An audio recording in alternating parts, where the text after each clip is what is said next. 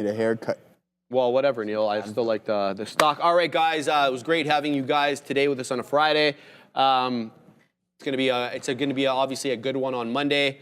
There's a lot happening in these markets right now, so make sure you're checking in with us every day. We've got Adair at the big desk, myself and Joseph. See everybody on Monday. Happening now.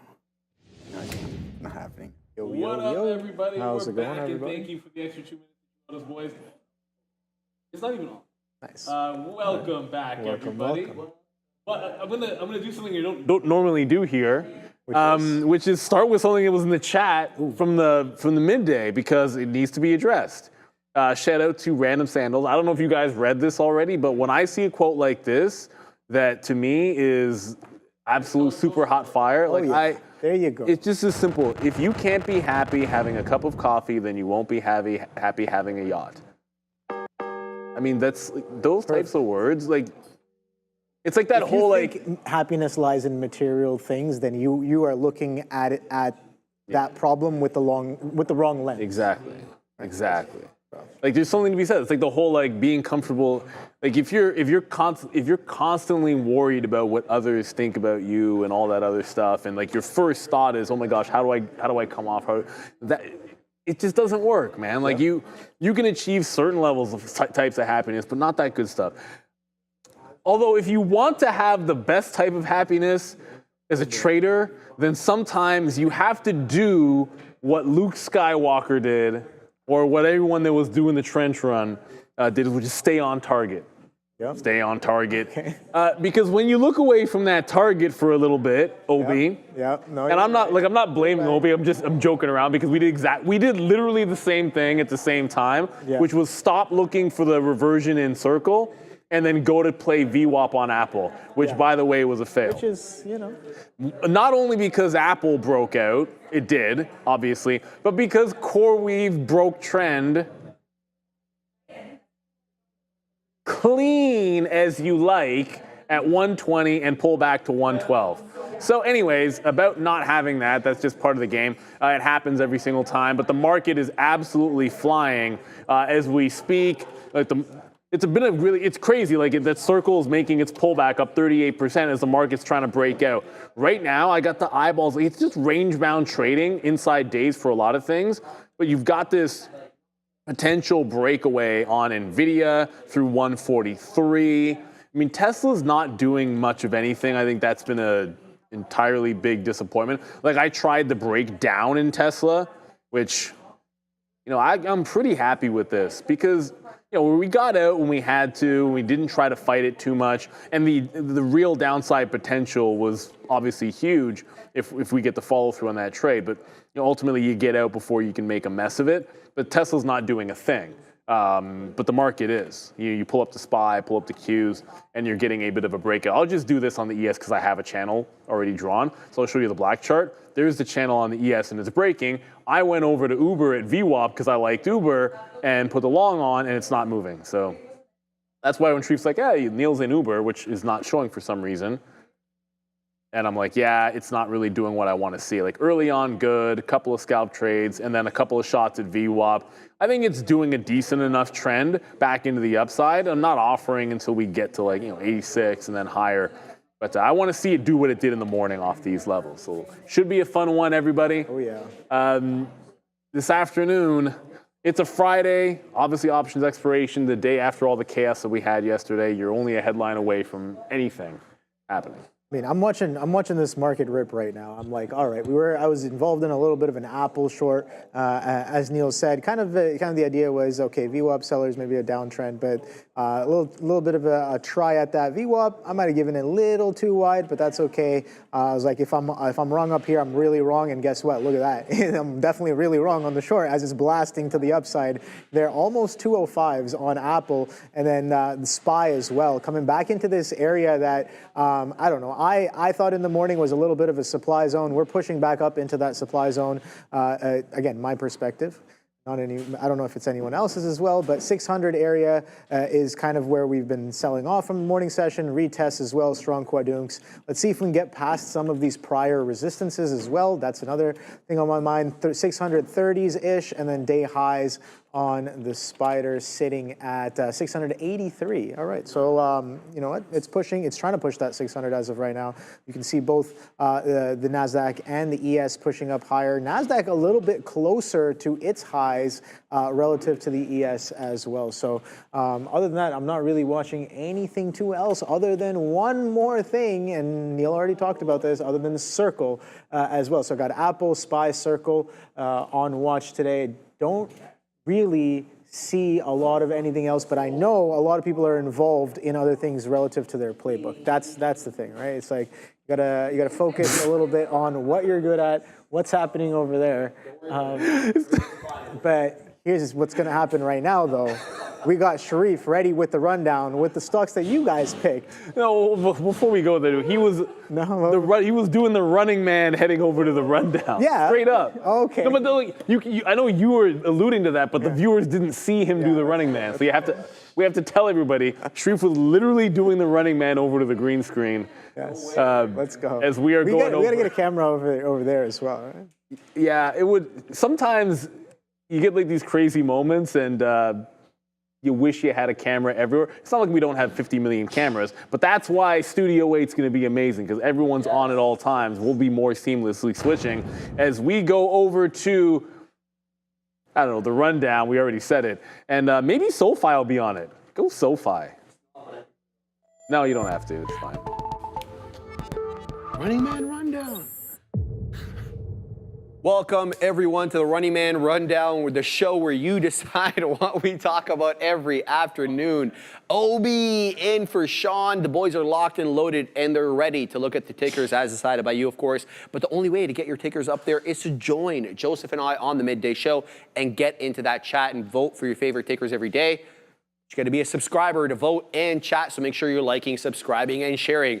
Here's a look at all four major averages. All four major averages recovering off afternoon sell-off yesterday, with the NQ, up 1.25, with the ES as well up 1.13.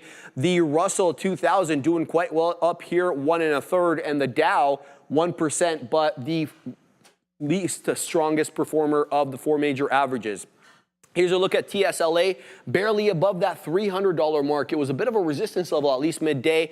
The Trump administration coming out and saying there is no effort by Donald Trump to terminate any of Elon's many government contracts. He is now focused, guys, on getting Republicans to vote for his big, beautiful bill. Yeah, no, that's Tesla movement. It's like I said when we started this out, Tesla. I think there was maybe 2 plays in Tesla, if we're being real about it. Like you had like the instantaneous at the open fail of the high at 300, so you could have shorted the 300 because that kind of trended in, and then from there was probably just a long and a continuation long off the bottom. Now I came in 305 under bearish, so I was shorting the breakdown. I say this line a lot. It's okay to be wrong. It's not okay to stay wrong. So when you take the flat bottom break was good, and then we're able to stop that out tight, and then I play it here, and then I play it again for a relatively tight stop, despite the fact that you see how big it moves. Clearly could have gone long at any of those exit points, but pretty happy with it. You don't want to give back what you made yesterday. A day like yesterday, you don't want to give back a fraction of what you made yesterday, the way I look at it, because it was such a good day. But since then, all you had was 305. At 11 o'clock, when we were done, I was looking for the top and we were able to catch it on Circle. That's the only reason I'm not in this. I didn't get the 305 on Tesla, because Circle was a little more important. And it didn't even make the list. Oh, wow. We'll talk some Circle later. I'm a little surprised. Did you really just... No, I was joking. I was joking around about SoFi, because SoFi is actually up today, and I own SoFi instead of Robinhood. So anytime SoFi does something good, I want to bring attention to it because I own it. And if you look at when I got it, as opposed to not Robinhood, we even did a poll, and everyone liked Robinhood better, and I didn't necessarily disagree. And it wasn't like I was selling SoFi that day either, but... Yeah, no, I mean... Yeah, Tesla, I'd say a disappointment volatility-wise. Tesla was the one yesterday. CRCL definitely in play today. We'll circle back to that one a little later. But Tesla on the day today, the opportunity that I see is, again, we talked about this in the morning session, anchored VWAP off of the event from yesterday, comes in the pre-market, sure, a little bit of a wash, on that flush there, but a little bit of a reclaim and then push. We've been consolidating on top of VWAP since then. So I don't know. I don't really have much there. I think, yeah, there was definitely a little bit of maybe opportunity for me in terms of my playbook in here, in this area, and maybe into this push here back above VWAP, but I didn't really take anything on Tesla today. But yeah, definitely one to watch. Let's see how it consolidates. It's still kind of, I feel like it's still kind of digesting everything that happened yesterday, and with a little bit of a market gap up as well. Let's kind of let's ruminate on how Tesla will carry out next week as well. Right. Today, kind of a flat action there. Nothing too crazy. All right, guys, here's a look at SoFi. Apparently on Wednesday, they did present at the annual or the 45th annual William Blair Growth Stock Conference. The chief financial officer there really putting on a presentation, wowing investors. And you can see yesterday's price action, we were up aggressively, sold off though with the overall market as we got that Trump news. Today, we recover, we put in higher highs, guys. SoFi up 5 1/3. Look, it's not SoFi doesn't have a catalyst. I just we were waxing poetic about SoFi before. It is really moving and it looks pretty good. Like I know complaining about something when you're long underneath like $8 and it's at 14 is kind of ridiculous. But I think in the market you should always judge your decisions and not necessarily the outcomes. And I know at every single point at which I bought SoFi, Robinhood has just delivered better returns and has just done better executing. So anyways, and Robinhood's going to get into the S&P 500. I don't know if that's going to be, we don't know if that'll be an announcement tonight. Who knows? That's a lot of the speculation for Robinhood, and we can get to that a bit later. But just keep in mind, SoFi is going into a pretty big resistance zone at 15 on the daily chart. So I think that needs to be respected. There's your 15. Consolidation breakdown, and then we just recently came into there. So I think you're going to have a little bit of overhead resistance into the 15 level today. It's trying to break out the top as we speak. But let's be real. The two names that I think, like one of these two was probably there before. Now it circles back. It circles under there before. But Robinhood is on a much bigger tear than SoFi. 6% to 4%, whatever the heck SoFi said. Great upward trend. Another fresh breakout. It's weird because I came into this week bullish on Robinhood, and it was like the first day back on Tuesday because I was off on Monday, made money long on Hood, and then for some reason like abandoned the notion. I know it didn't have a great day after, but then right after that, yesterday was another good long opportunity off of support, and then some more continuation today. So I don't know why I got away from the whole long Robinhood this week notion, but it was clearly a mistake because if you stuck with it and kind of played it off of support levels, it looked like it was absolutely fine. SoFi having a good run. Watch out for that 15 though. Yeah. Well, traders, are you ready to fully optimize the computer you use for trading every day? Yes. Well, Easy Trading Computers and Trader TV have teamed up to bring you an exclusive sale on the world's most powerful AI-ready computers for trading. This limited time desktop and laptop sale includes exclusive performance upgrades, bonus gear, and 0% financing. It's only for Trader TV viewers. Scan the QR code or enter your email and unlock access before it's gone. This exclusive sale is ending June 12th at 5 p.m. Eastern, so scan that QR code or click the link in the description box below. And back to SoFi. So again, I wasn't necessarily here for the catalyst that kind of sent this to the upside. You can see that volume coming in, blasting through that VWAP as well. But yeah, let's keep an eye on it. This has been a bit of an area prior day as well. We came into the morning session, attempted to push that prior day's high after a crazy move all the way up, all the way down, double topping just above that 1430s area. False break in the morning. That was again retrospect. But beautiful short there, back in through that VWAP and through the low a day there. Opening price as well, it would seem.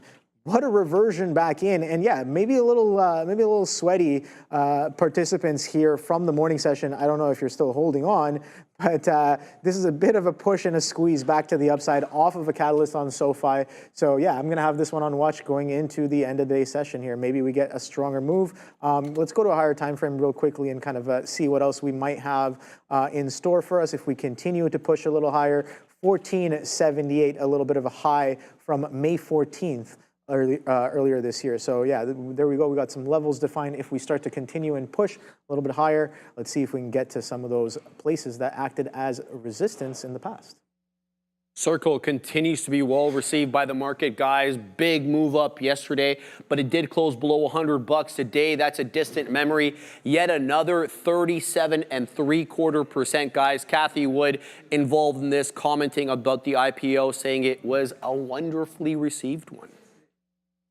Wonderfully received is an understatement for Circle. Oh boy. Like it has been, like, okay, yesterday all the money got made long, and we're talking about this in the lesson of the day. Sometimes it just is what it is, and you know, the read that you have is the read that you have, and if the read that you have was a couple of successful short scalps on an up day, then that's all it is.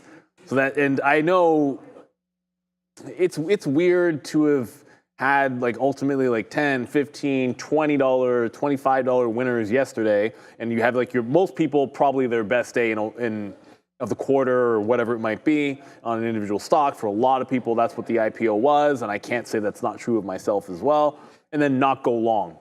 But I didn't. I went short, and then I was trading Apple instead of shorting this at the 120 for that last breakdown. So I don't really have much except for what I think we obviously missed.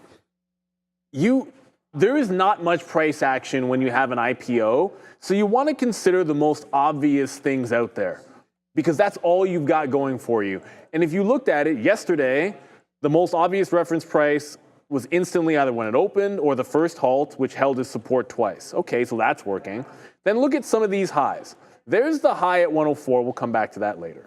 And then you have this lower high at about 96. You get to crazy song and dance, but when you finally set up a short, where does it bounce? Right at that 96 level. So when it breaks out, not only is the short off this 118, I had a 116 short. I didn't get 118. The out needs to be prior high instead of, I tapped out at 112 because I got tricked by a bid. I intended to hold that next third for the push down into the prior high. Look at how well it's respecting those things. Opening range top, yesterday's high, that was your bottom. That's the long that'll haunt me. And you don't even have to have that long. You can just buy the dip after that and give it to that bottom because there's plenty of room to the upside. Is it going to core weave? I don't know. Typically, IPOs, even if they're ridiculously bullish, you might get a bull run for a few days, but there's usually selling after that. And then the crazy parabolic moves, like remember the structure of core weave, just as an example. This did go ham for a little bit early and doubled up, but then gave it right back, and it was when it retook the high again that there was a parabolic move. Now, I'm not saying Circle will do that, but we've seen that pattern so many times, and a lot of traders are already trying to bet on that dip that takes you back to the low, and then you get the continuation. Yeah, again, I think like we kind of saw this in retrospect, this level here. That's the biggest one for me. I was talking about that anchored VWAP from yesterday. We just extended right off of that. Didn't really even pull back into here. I was like, maybe we pull back into here. But guess what? We defined a high yesterday right here, and that high was 103.75. Off of the open, we attempted that high. We got to 103.72, 3 pennies on this stock. That is absolutely, okay, wow, yeah, Apple stopped me out there. Absolutely crazy off of the open, and then it stops 3 pennies right before prior day's highs. How crazy is that? Okay, so we've defined those two levels, and then you get the breakout of that level, so that's definitely valid. I missed that one there. I saw it push into 106s, didn't really get involved, but we saw the push into 120s, got a little involved in that one, I guess, as it pulled back in and covered into here. But this is what I want to talk about. I want to talk about this pullback right here that comes into that double top, right? Double top right here, double top right here. What is the low of this pullback candle? That's a 103.39. So comes in to that area, hits it, reverts back through using that resistance now as support. So it's like, all right, I had a little bit of a trade on it during the midday session. You can see here, this is a bit of a 3-minute chart where let me pull up Circle here. Circle trades on the NY. So this is the short that I had right there, a little bit of a push, but that back through looking much nicer as it breaks through that 115, 116, 114s.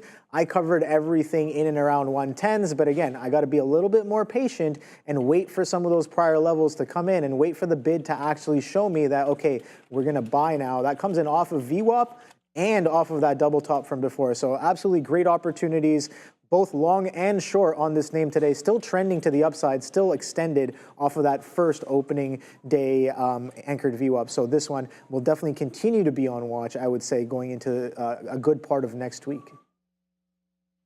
Lulu reporting yesterday, and it was really not well received by the market to the tune of about 19.75% right now. They beat on the top and bottom lines, guys, but they ended up selling off aggressively on a weak earnings forecast, specifically North American sales down, being kind of helped up by international sales.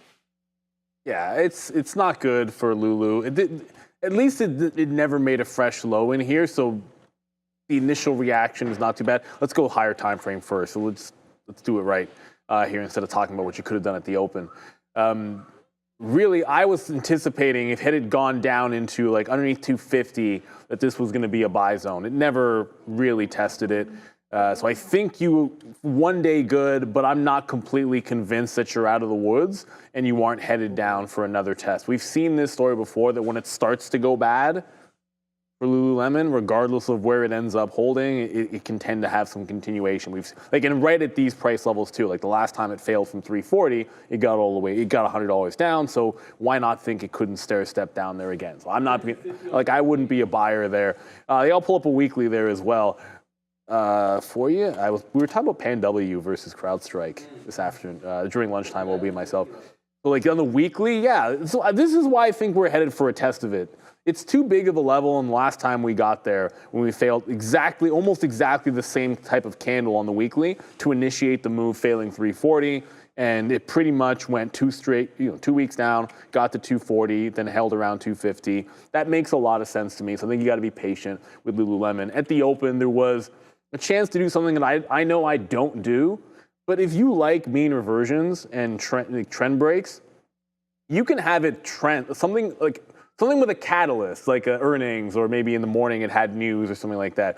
You can have a clean trend that happens in the pre-market on something that's distinctly in play. If it's not doing anything or not doing any regular or irrational or higher pre-market volume, then you shouldn't care about this. But if it is, then you can have a trend break that goes right into the open. Because right away, at the open is when it breaks that trend. There's your wick. There's your consolidation. That's a pretty typical trend reversal, and you could have had your like $5-6 move with about $1.50 worth of risk on Lulu. Of course, we were looking at Tesla and Circle for good reason. Everybody was looking at Tesla and Circle at 9:30, so I wasn't looking at Lululemon, but it gave you a pretty textbook reversion right off the bat. I mean, I think I was definitely looking at Lulu to begin with off of the open because again, earnings name, but yeah, Circle was a little bit closer to I guess my interest. I wouldn't necessarily my playbook. My playbook definitely came in a little bit on the Lulu there, but yeah, nice continuation. We were talking about looking for that continuation potentially off of the anchored VWAP that came in, aggressive sell-off. We get that kind of a grinding bid going into the open, and guess what? It's only selling off of the open. Oh boy! So let's throw that anchored VWAP back on and see how we dealt with it off of coming into the open there. So we were talking about this in the pre-market. We kind of held that, but take a look at this. Opening range breaks down with the confluence of the breakdown of that anchored, and then selling kind of ensues. But pretty much, I guess, if you weren't selling up here, 275s, I would say it's a little rough for myself to be chasing down here in the 60s. But I think this opportunity right there, we did trend up into the open, and then that trend kind of broke down as well, giving that confluence, boom, boom, boom, into some of those lows. But sideways consolidation since then. But whoa, look at this one right here, a little bit of a pullback up into that anchored VWAP. Guess what? Sellers are on board apparently. That's also just since VWAP. that anchor. Is that also? It's also it's around that VWAP level as well. It's close enough. Yeah, I guess. It's called confluence. Confluence. I don't know if you've heard. Yeah, confluence. Confluence is I've your never thing. I've never heard of it. Never heard of it. Never. Don't know what that is. All right, guys, last one on the list here, AVGO, also another one that reported after the bell yesterday. Look, there was not a whole lot wrong with this report. You got to assume the sell-off here is just, lofty expectations by the market, guys. They beat on the top and bottom line and guided substantially higher. Sold off anyway to the tune of 4.25%. I spent some money on that one. So what's crazy is like Broadcom, as the market just trended back into the top, Broadcom is about to break the low here on AVGO. And it's not just, I'm zooming it out so you can see, because you should always zoom out to the higher, not the higher time frame, we get a bigger picture. It's not just the low from the morning, it's also the aftermarket bottom here. It's 248, like 15 or 20 in here, so if 248 goes, you're running into some trouble. I think it's a textbook example of, you just made a fresh high, you failed that high on earnings despite whatever the quarter might have been or how good you might think the quarter might have been. Ultimately, the stock had just doubled from April. So it needs to be perfect. It wasn't perfect. You got multiple support breaks, like there's one support break, and then you had not really a break, but a rejection of a theoretical support level in around 53, and now you've got a flat bottom break looming. Now the thing about this 48 is it's not completely clean across the board. Like it's almost as if, like you go back to like here in the second, like you had support down at 46. So there's a bit of a range that this gets into where you might have a bit of wash, and then under 46, it looks like some acceleration. Like I don't favor that as much when, okay, yeah, this looks like a great flat bottom break, but then like it would be like nibble in, but if it's not taking out 246, then stay nimble and don't necessarily add, because through 46 seems like an add, and then you can get down to 240. That's what I would be looking at. And just a quick update on Uber, because it's not on the list and we're finishing up. Yeah, Uber, like several longs in here, none have been as good as the open. And this is just a rounded bottom. It tried to break this gap through 85. Once it held the 85, I went back into the longs off VWAP. It just can't seem to get any juice above 86. Like it'll get to 86, but since the open, it hasn't really done much above that level. But as long as the market's strong, I'll keep giving it a shot. When it loses VWAP, I just get out. Yeah, AVGO, again, we were watching this in the morning session as well, but I was like, oh yeah, we'll watch for some of these reference prices. I think I said that. I was like, we got all these pops, failure, stepping down, and then let's see if we can kind of retest some of those levels. That was that initial level right there was at 256, that wick high from, I guess, around 5:30 last night. And yeah, we couldn't even get up there, Neil. We got up to 255.31, yeah, that high was at that 256-ish level, but close enough, I guess. A little bit of a sideways consolidation. Didn't do too much of a flush right off of the open in the morning or the midday session, but you can see coming into the end of the day, we're a little poised to test that day low, and that happens to, again, confluence with that opening range low as well. That first 3-minute opening range low at that on the 9:30 candle is 248.43. We're currently trading at 248.76s. So, oh boy, yeah, this market, man, oh boy, we just wicked to highs, and then did the SPY actually do that? Is that a real wick on the spider? Yeah, because the MX doesn't get wicks like that, right? I think so. Hold on one second. Yeah, that's a real wick on the spider. Looks pretty real to me, man. That's a real wick on the spider. Hey-oh. So maybe a little bit of a hunt there. They just hunted some stops. The game is afoot. The game is always afoot up in here. Let's see. No, it was 100% real. There was no, like, it's not like there was, hold on a second. Shoot. No, I heard something it was like basically a trader circulating a report that stars could be up for sale. I thought that maybe I was about to hear something market related. It's not specific to stars, but that's a real wick. Usually when I see that, I'm like, well, what was I thinking about shorting? And is there an entry into it? Tesla refuses to break this. What is going on, Tesla? I mean, like, I know what's going on. It's Friday. It can't move off of 300. I know what's going on. I get it. But it's just like, do it or don't do it. As Marlo said, I got places to be. Yeah. You seen The Wire? No, I haven't. Yeah, I know. Every time Obi's on, at some point during the day, I ask him if he's seen The Wire. Marlo Stanfield is an incredible character. Great acting by Jamie Hector. But 299 doesn't seem to want to break on this thing, so not going to touch it. Uber seems to want to try to run. I knew there was something else reading about Tesla. The other reason Tesla's not moving much is look at that 200 period moving average. Like you've rejected it off the top, so you got the 200 period overhead, and you've got the 300 level just sort of chilling out there. And all of this is conspiring so that Tesla doesn't do anything. Where's my next offer on Uber? I'm not really offering until we get to the quarter mark, kind of where we got it last time, and then we'll see if it can't get to 87. But this news story on stars here. It's not really moving. It's like the third time that I'm hearing it in my ear that they could be up for sale. I guess someone's trying to pump this thing and it's not going anywhere. Yeah, no. Again, there's a lot of like market-driven like moves in this. News-driven moves in the market. Let me get my words right. So you got to stay wary of that a little bit. And I think just as I say that, I think Adara has breaking news for us. Nice. Well, there is something. This might be the catalyst a little bit for the market, though, of course, we never know. Donald Trump, as you can see your FXI pumping here. Donald Trump posting 2 minutes ago on Truth Social that he is, quote, pleased to announce that Secretary of the Treasury Scott Bessent, Secretary of Commerce Howard Lutnick, and United States Trade Representative Ambassador Jameson Greer will be meeting in London on Monday, June 9th, 2025, with representatives of China with reference to the trade deal. Trump also says, quote, this meeting should go very well. So we're going to have to wait and see what happens there. This is the exact team he already indicated he'd be bringing, so not super shocking. Trump himself will not be there. So as he mentioned on during his phone call with Xi of China, both he and Xi invited each other to their respective countries, so we'll have to wait and find out what happens there. Either way, though, looks like these trade negotiations could be clipping along. Back to you. Very much, Adair. What's crazy is, you guys let me know, because does anyone have this issue on Truth? Like, for obvious reasons, when you're trading, you get into the habit of something happens, I refresh over on Truth and see if he's posted. But like randomly, several times throughout the day, I'll just get nothing, and then it'll come back, and I don't know what it is because I'm not signed up for it or anything. But you can usually still see stuff, so there's like a workaround for that because you always. Oh, it's like okay, so it's maybe just an issue that they're having.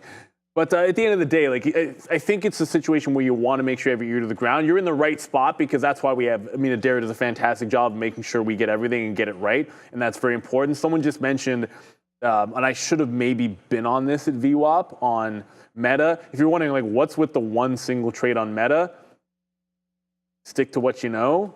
It was just a trend down, and then this is the break of the prior high, and then played into VWAP prior resistance. But there was another trend trade. You could have had it when it broke this trend here and been long for even better, another $5 in there. But Meta looking strong, Apple looking strong. We're into Uber right now.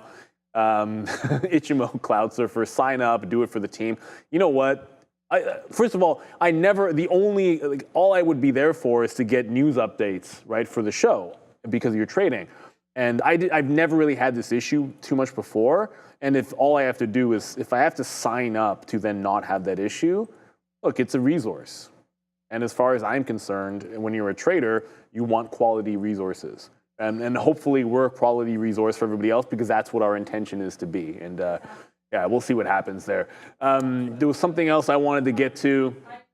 Oh, yeah, so this is a good one too. Jake Roberts Snake. I thought I was following an account that posted the truth on X, but it's sometimes a little bit delayed, isn't it? And I don't know if I'm following it still. So someone post that in the chat, or I'm sure Adara will, and let us know. Because that's the other way you can do it. If you're already on X, which we all are, then you can make sure you get it that way. My goodness, NVIDIA just started to go. Are we breaking it out? Not quite. Like, NVIDIA is pretty close. Like, what I want to see happen on NVIDIA, outside of, well, I guess you should be buying 140, 150, would be consolidation above this 142.75. See where the resistance has been? Like, forget about these tops. I want it to hold above 142.75. Join along, party to the high of the day. That way you're not punching said high of the day. I'm going to hold on to Uber, as I said, but I'm looking for some more longs, especially with that headline looking pretty good, Obi. Yeah, no. I'm watching. As soon as you called out NVIDIA, I was like, all right, we got to pull up the set here and take a look at what everything is kind of doing. So I got SPY on watch, TQs, NVIDIA, Tesla, SoFi, Apple, Google, Amazon. maybe not a little bit of Meta, but and then some of the other names from earlier as well. Just on watch. Got the futures as well. That's kind of again the president just tweeted or truthed. So you got to watch out for that volatility. It's funny. Literally, I'm talking about, oh, this market is so news driven because we got clipped on that, and obviously that was again a little bit of nice timing there on that. Back above 600 here on the spider. So let's see if those sellers can step right back in, or have they finally lifted? Is this news now strong enough to take us through this little bit of a resistance we've been dealing with, not only on the day, but over the past, I guess, couple weeks, I think. Let's take a look at that the spider chart and see where that's at and what we're talking about here. So let me pull that back in. Again, if you guys were with us in the morning session, we kind of went over this as well. Again, this is just my look. I just want to preface it with that. This is just my look. It means something to me. It could mean absolutely nothing to you as well. So that's just something to kind of say there. So this was the consolidation range I was talking about last week. A little bit of a chop. We try to push that 600. We find some I guess ground and then fail as well. So it's like, all right, supply a little bit there. This was already a little bit of a resistance. We failed to follow through. And then that was that high there. We saw more of the same coming in, flushing from that area. Sure, we're stepping up a little bit here. But again, let's see if we get some selling stepping in, or I could be totally wrong. We could just continue to push, and this is the breakout, right? So you go to a higher time frame here, get that VWAP out of the way so we can see a little bit more clearly. You can see it is kind of stepping up and trending to the upside as well. So got to keep that in mind. This is definitely a little bit of a counter until that level stops showing me that, like, okay, well, you know, there's sellers on board still. Until that distinctly happens and the buying is distinctly different and holds above that level, then yeah, maybe we're poised for a little bit of a breakout. You can see that we are kind of attempting to push these all-time highs here on the spider. 611.39, Neil. We made it all the way back. A little bit of fear down here when we were in the 480s and 490s, back through that 400, what felt like forever ago, yes, but it was just a couple of months ago. So a little bit of a push all the way back to all-time highs. And we were fearing, and we were like, "Oh, is this the end? You know, are we going back down to the dumps? We're finally in a bear market." And then shout out to Mr. Michael Noss as well. He was talking about sometimes you got to go to a higher time frame and take a look at the bigger picture. You kind of always as well. But like, look, I'm just going to pull up a 3-month chart on the SPY here, and you tell me where the strong bear market really is on this chart. And I was like, okay, well, what about if you really want to go long term, take a look at a 6-month chart, right? This is COVID right here. This little drop. This drop here, this is COVID, right? We're way past. You know what else looks like that? I don't like, not to burst anybody's bubble or anything, but pull up a chart of, say, like money supply. Oh, yeah, exactly. So that's a good explanation. Pull up a chart. You probably the similar shape. Look at like government receipts, like how much governments bring in. Look at government spending. Like all of those things are going to be very, very similar because it's all tied to the creation of debt and printing money, and it's got to go somewhere. But the stock market can outperform because that's the first place that the big money puts it into. That's a different story. Like we can get into high. It's a bigger picture trade. It's not what we do. None of that crap matters. We don't do that here. We don't do that around here. Oh man, I got to use the economics degree for something around here, man. I'm just saying. I don't even have one, Neil. So I don't know. Everyone should go to school. School's great. It's a great business. What was I going to say? It was something related to Alibaba, but I don't remember. Alibaba's running on that headline. I know what it was. Alibaba running on that headline. So when we talked about Alibaba specifically on the Aftermarket show a few days ago, I believe, and we were looking at some strength in K-Web and what could continue. Alibaba yesterday closed above the 50 period, promptly decided to completely rejected today, so there were again re-entry like swing like never happened here above the 120 level. So I'm eyeballing like 120, get back and close above 120 would look pretty good for sure. Chuck of all trades, descending wedge on Tesla. I know we're waiting for it to break. We're waiting a long time for this to break on Tesla. I see the same thing as you. Like you can look at that. you could look at, I don't know, you could draw like there's a million ways you could draw this if you wanted, but every single thing comes down to, can it break 299, which is also now the volume weighted average price. So until it loses that, I'll look for that acceleration. Right now, from 99 to 01, you're talking $2 risk. You could literally take that break, risk $2, and the low is at 91. Like, that's worth it. So I think it's worth waiting for in Tesla, but it's just not doing anything. So like I said, I'll hold on to Uber. And someone asked where the stop was on Uber and then said, is it at 60? You're pretty close. I think a lot of times, you know, for people that watch the show long enough, you should usually be able to guess. Like if I take a reversion trade, you know, like if I take a reversion here short, you know that I'm giving it to the prior bar high or that high. If I take a long consolidation off VWAP, and I did add to it higher, but started around the low 70s and then added to it at the 80s. I'm probably giving it to on a higher time frame back here underneath that 60 level. So yeah, it's usually pretty easy to guess. And if you can't figure out the obvious place where I think a stop would be in a certain strategy, then just ask us. I don't mind.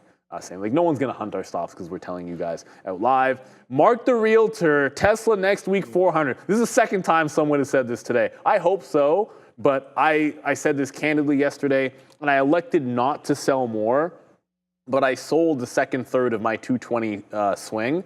At a trailing stop underneath 310, which was this gap. So that filled yesterday, and I was going to consider selling the rest of it. Today, I elected not to, so I'm still holding on to a third of the 220 swing that we got earlier in the year. Let's go to Adair. Keep an eye here on Walmart, WMT. Not much of a move here. Really nice reversion off of the lows for this one, but company CFO saying that consumer spending has been largely consistent. I guess this could be interpreted a couple different ways. We know there were concerns about consumer spending, of course, with tariffs and prices, but either way, WMT on watch are these comments coming through. Back to you. Thank you very much. Just to Rob here in the chat. I love the chat, guys. You can't be schooling Obi like that. Everyone should go to school. You school him. That's a joke. I was attempting to throw shade at myself. I don't know how it came off, but I was really trying to throw shade at myself. Or just in a general sense that, you know, a lot of people, like you get a degree in something and you don't know what you're going to do. You just It's so funny. But it Wayne is. and I were walking through UFT today. You don't know right? what you're going to do. No, of course. Wayne and I were walking through UFT today, and I made a joke, and it's graduation season, so it's like everyone's graduated. The campus is beautiful. You know, everyone's taking pictures, and you know, me being the contrarian that I might be, I'm gonna be like, you want to tell them how many of them are probably gonna get jobs in their field of study? I'm just saying. You want to tell them, or should I? That's basically the joke I made. I was like, you know what? Because everybody was like so happy and smiles. I'm like, you know, I'm just gonna have my walk around campus and do my own thing. But yeah, that goes to show. I have a degree in biology. You know what I mean? So can it relate to the market? I have no idea. But the psychology part of it. 100% can. I've told this story. I've told it mates. Every time you're on, I tell this story. I have a buddy who, same thing. He was actually like in hardcore like research biotechs, and he literally parlayed that to a job in Wall Street because. I know you hear me say this every time there is some pharma company in our watch list. I just look at it and go yada, yada, yada pharma and then start talking about the technicals because I read the press release and it's all gobbledygook to me. But some people, like Obi or others, can read it and actually make sense of to a better degree than I can. Yeah, I'm not saying you're you don't have to be an expert, but you to a better degree can understand the fundamentals, which is key. Like it's fine. Like I can read a report and. Like financial stuff is fine and comes easy, but if you have a niche and there's something you understand really well in terms of a sector, that's an advantage in trading, swinging, investing in that sector, especially when you're going through an annual report, especially when you're listening to an investor day or reading a press release. Like lean into that. Like don't be afraid. If I had the degree, I'd be all over trading biotech stocks. Before we get to it, move on. I do want to address QBTS because someone did ask. And I'm not in it anymore, which is kind of silly because it's still a good long. And I basically I only took the breakout and I held the breakout into 18.5 from the 1820 break. And then I stopped it out break even and kind of got away from it to move on to trading what? Circle. because everyone wanted to look at Circle today. And then it's still trending to the upside. So I like QBTS. I'm not in it anymore. It's consolidating above this level on the daily. And it seems like there's room. It's a good thing we got out when we did, but man, that's a re-entry. It's really a re-entry the second time it takes that level. And what I liked about it, which is still pretty much in play, is this little gap fill. So it's gone to this area here, the 1865 from the 23rd. I think the next stop, if you can clear that out, you've got room to 19.5. Maybe it does it today. Could be stretching it on a Friday where things are pretty slow right now volume-wise. You're not really exploding in volume. You have much less volume than you would the previous afternoons. But still, I think I do like this setup, but it's hard to chase. Like, I don't really have many setups that would involve buying up here. You know, if you can pull back into a prior high, like 1850, maybe you grab that kind of a dip. But yeah, like, I do wish I was still in it, but I'm not. Yeah, these quantum names have been running, man. But I want to go back. I want to go back to the whole school thing right now, because I feel like I have a little bit of a passionate opinion. Now, whether you guys want to hear it or not, I have no idea. But I will, I guess, share freely. I think in this day and age, here's the thing: going to school is great. If you really want that, I'm talking about undergrad. I'm talking about I believe. I'm talking about like undergrad, college. You know, whatever you want to do. If you really want that, go for it. But here's the thing, in today's world, I don't think it's the right step to start off with accruing debt. Oh, and that is 100%. What you are doing by going. That's why I said university is a great business, colleges are a great business. Here's something else. Why don't you use that money and try to start a business? MVP. In today's world, I feel like there's so much more beneficial. And honestly, a lot of my friends, but like the most successful ones, they have their degrees in engineering, maybe in biology, maybe in commerce. But here's the thing: all of them are making money running businesses that they started, which had nothing to do with the job that they were working at. So it's like, you can either do that when you're maybe 30, 40, or why don't you start that when you're 20 years old, when you have a lot of time and you can take on much bigger risks. You can always go to school. You can always go to school. It's a huge advantage taking risks. Like the parallel I'll say is like deciding to like try to trade. Like it's easy to be like, you don't often hear me be like, I've been trading for 20 years, blah, blah, blah, I'm so great. Well, part of it was I had no damn responsibilities when I started trading.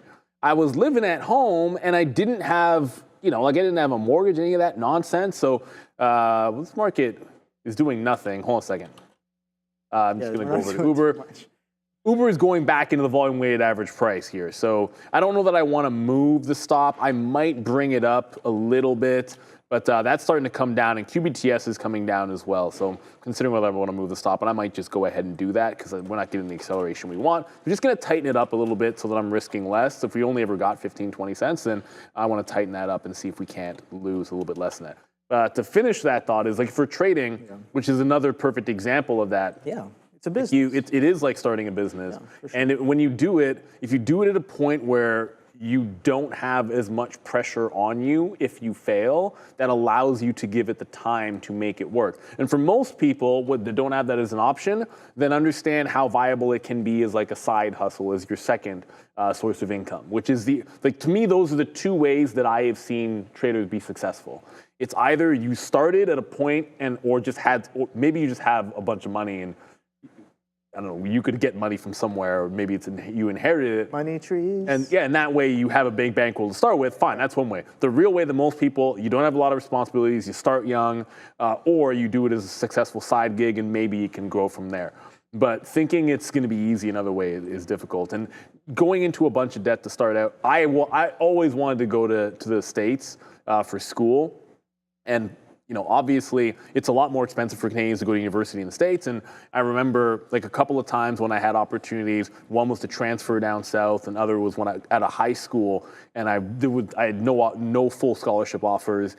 And there was another school that best they could do was financial aid, and it was like 4 to 5 times, even with a partial scholarship, or with the other school with help with aid. It was still 4 to 5x what I was doing here. And I remember actually seriously thinking that it was a good idea to still go. And my dad's like, are you an idiot? And thankfully, I'm really glad I didn't for obvious reasons. I also met my wife at university, so imagine how that would have gone. So anyways, and now let's go back into, and that's right. The millionaire just said it. find your wife in college. And I did. We both ran track at the University of Waterloo. Nice. And that's where we met. So I got really lucky there that I didn't go to the States. But I just got out of Uber. Okay, fair enough. I tried to get into 86, but we're breaking down here, led by Broadcom, I think. Although Broadcom's not falling apart, it did break that 248. But see how, remember I told you there was that 246 underneath? You're not going to see it on that time frame. You got to go to a 15. There was that 246 underneath. So it's not really falling apart. So I think maybe nibble into the short. That makes some sense. Because I think if you nibble in, you can give it to 249 easily, like this prior bar low here. And then maybe add to it as it gets into the 246 level. So I think that's the approach I want over here with Broadcom. Christmas says Waterloo is an amazing school and a top 100 global school. I tend to agree, although I will say this, because it's just true, so I'm going to say it. At the end of my time at Waterloo, there was a lot of people that thought that I went to Laurier because I did my social. There's two schools in the same city, literally on the same street, two universities. Sean went to Laurier, and a lot of the friends I made were at Laurier because I'd hang out with the business students. They tend to party better, so it was better socializing and all that kind of stuff. Waterloo is a very competitive and nerdy school. Yeah, so I'll leave it at that. I don't want to disparage my own school, but if you're trying to have fun, maybe that's not the school to go to. Oh boy. I'm just saying. No, but seriously, there was one time. College, undergrad, I think it's a great experience. It's an amazing experience. I was in a third year econ class, and I remember in the library, just whatever, I'm doing my gig. There was a couple of other people from our class, and like we had like a little mini assignment that you had to do in. It wasn't like a quiz. Kind of think of it like a take-home quiz, whatever. And we're like an hour before class, and I'm sort of wrapping up, and we're just sort of checking some stuff with a couple of other people. And some dude that I know is in my class sits down with us. I don't really know him. Mm-hmm. And then he gives a story about like, oh, he missed this and that. Can we help out? And so I remember, I'm not going to say the name, but I remember essentially just sort of letting him kind of use my work to go through. I'm like, it's cool, man. And we went through it. And then like 2 months later or some like I remember missing, like I had a track meet or something and I missed the next day or whatever. I missed class.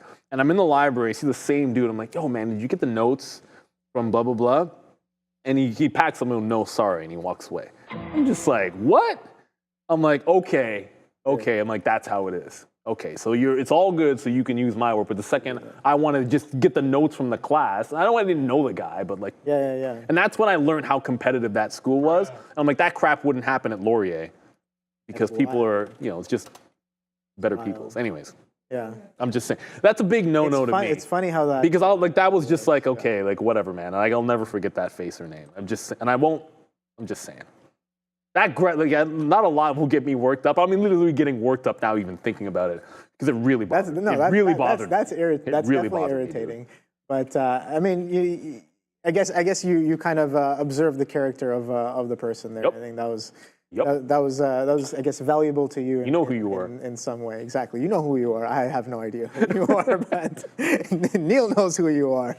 And, yeah, okay. So, market's kind of pushing back up to the upside here. We did kind of take the prior two 15-minute bars. We have 5 minutes left on this one to close. The prior two 15-minute bars with a little bit of a red push there. And, yeah.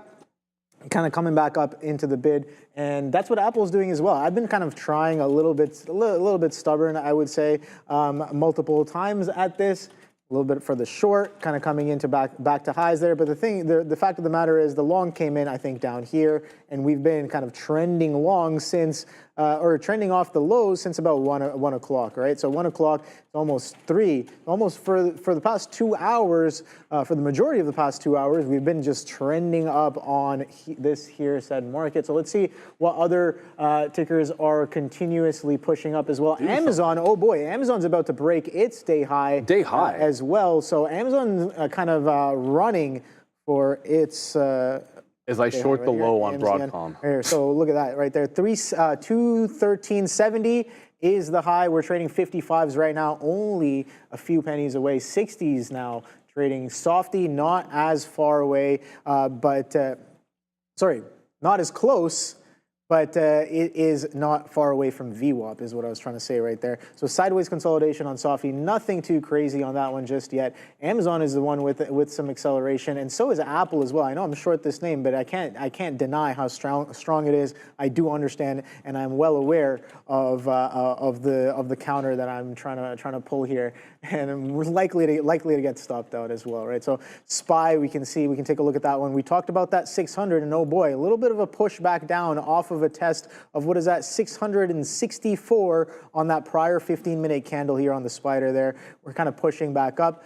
Let's see. We might be poised for a little bit of a break of highs. We were talking about that action yesterday, Neil, and potential players piling in, maybe getting aggressive, thinking like, oh, you know, this is doomsday. We're gonna continue to go down. Tesla down 20% or so. A little bit of a panic sell, and yeah, coming into the end of the week, we're kind of grinding back to the upside across a lot of these names, kind of washing a lot of that price action from yesterday. Let's see what Adara has with some news.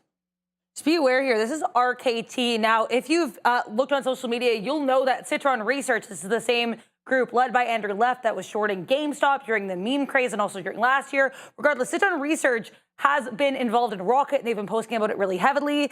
This move yesterday was also driven in part by a Citron Research poster the day before as well. I know they've been pumping it pretty recently. They just pumped it again here. Citron Research posting an investor presentation with regards here to RKT. So more Rocket posted, more Rocket pumping here and hyping for Citron Research. This stock, though, does have a really notable short float. It's going to be a 46% short float as we head into Power Hour. Back to you. Yes, sir. Power Hour for Amazon, breaking out those highs. And Michael in the chat, the turret at Laurier versus Fed Hall at Waterloo. It was the turret all the way. I was there a lot of Thursdays.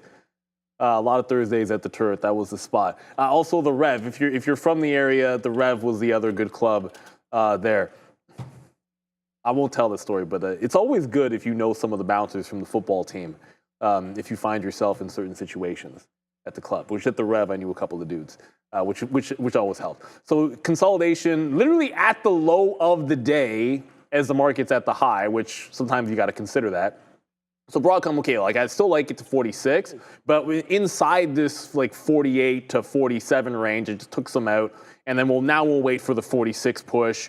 Obviously, once we break down into this territory off 47, then the stop moves to like the actual top, which is very, very tight, but that's because it's broken down and I don't want to give it up. Got to acknowledge the fact that the market's trying to run the highs here, at least to some degree. Exactly. There.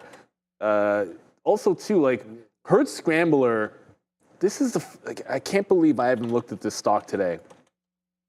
Because a couple people were mentioning this. I feel as if earlier on that Netflix was potentially primed for a reversal. And I own Netflix. I haven't really sold anything in a while.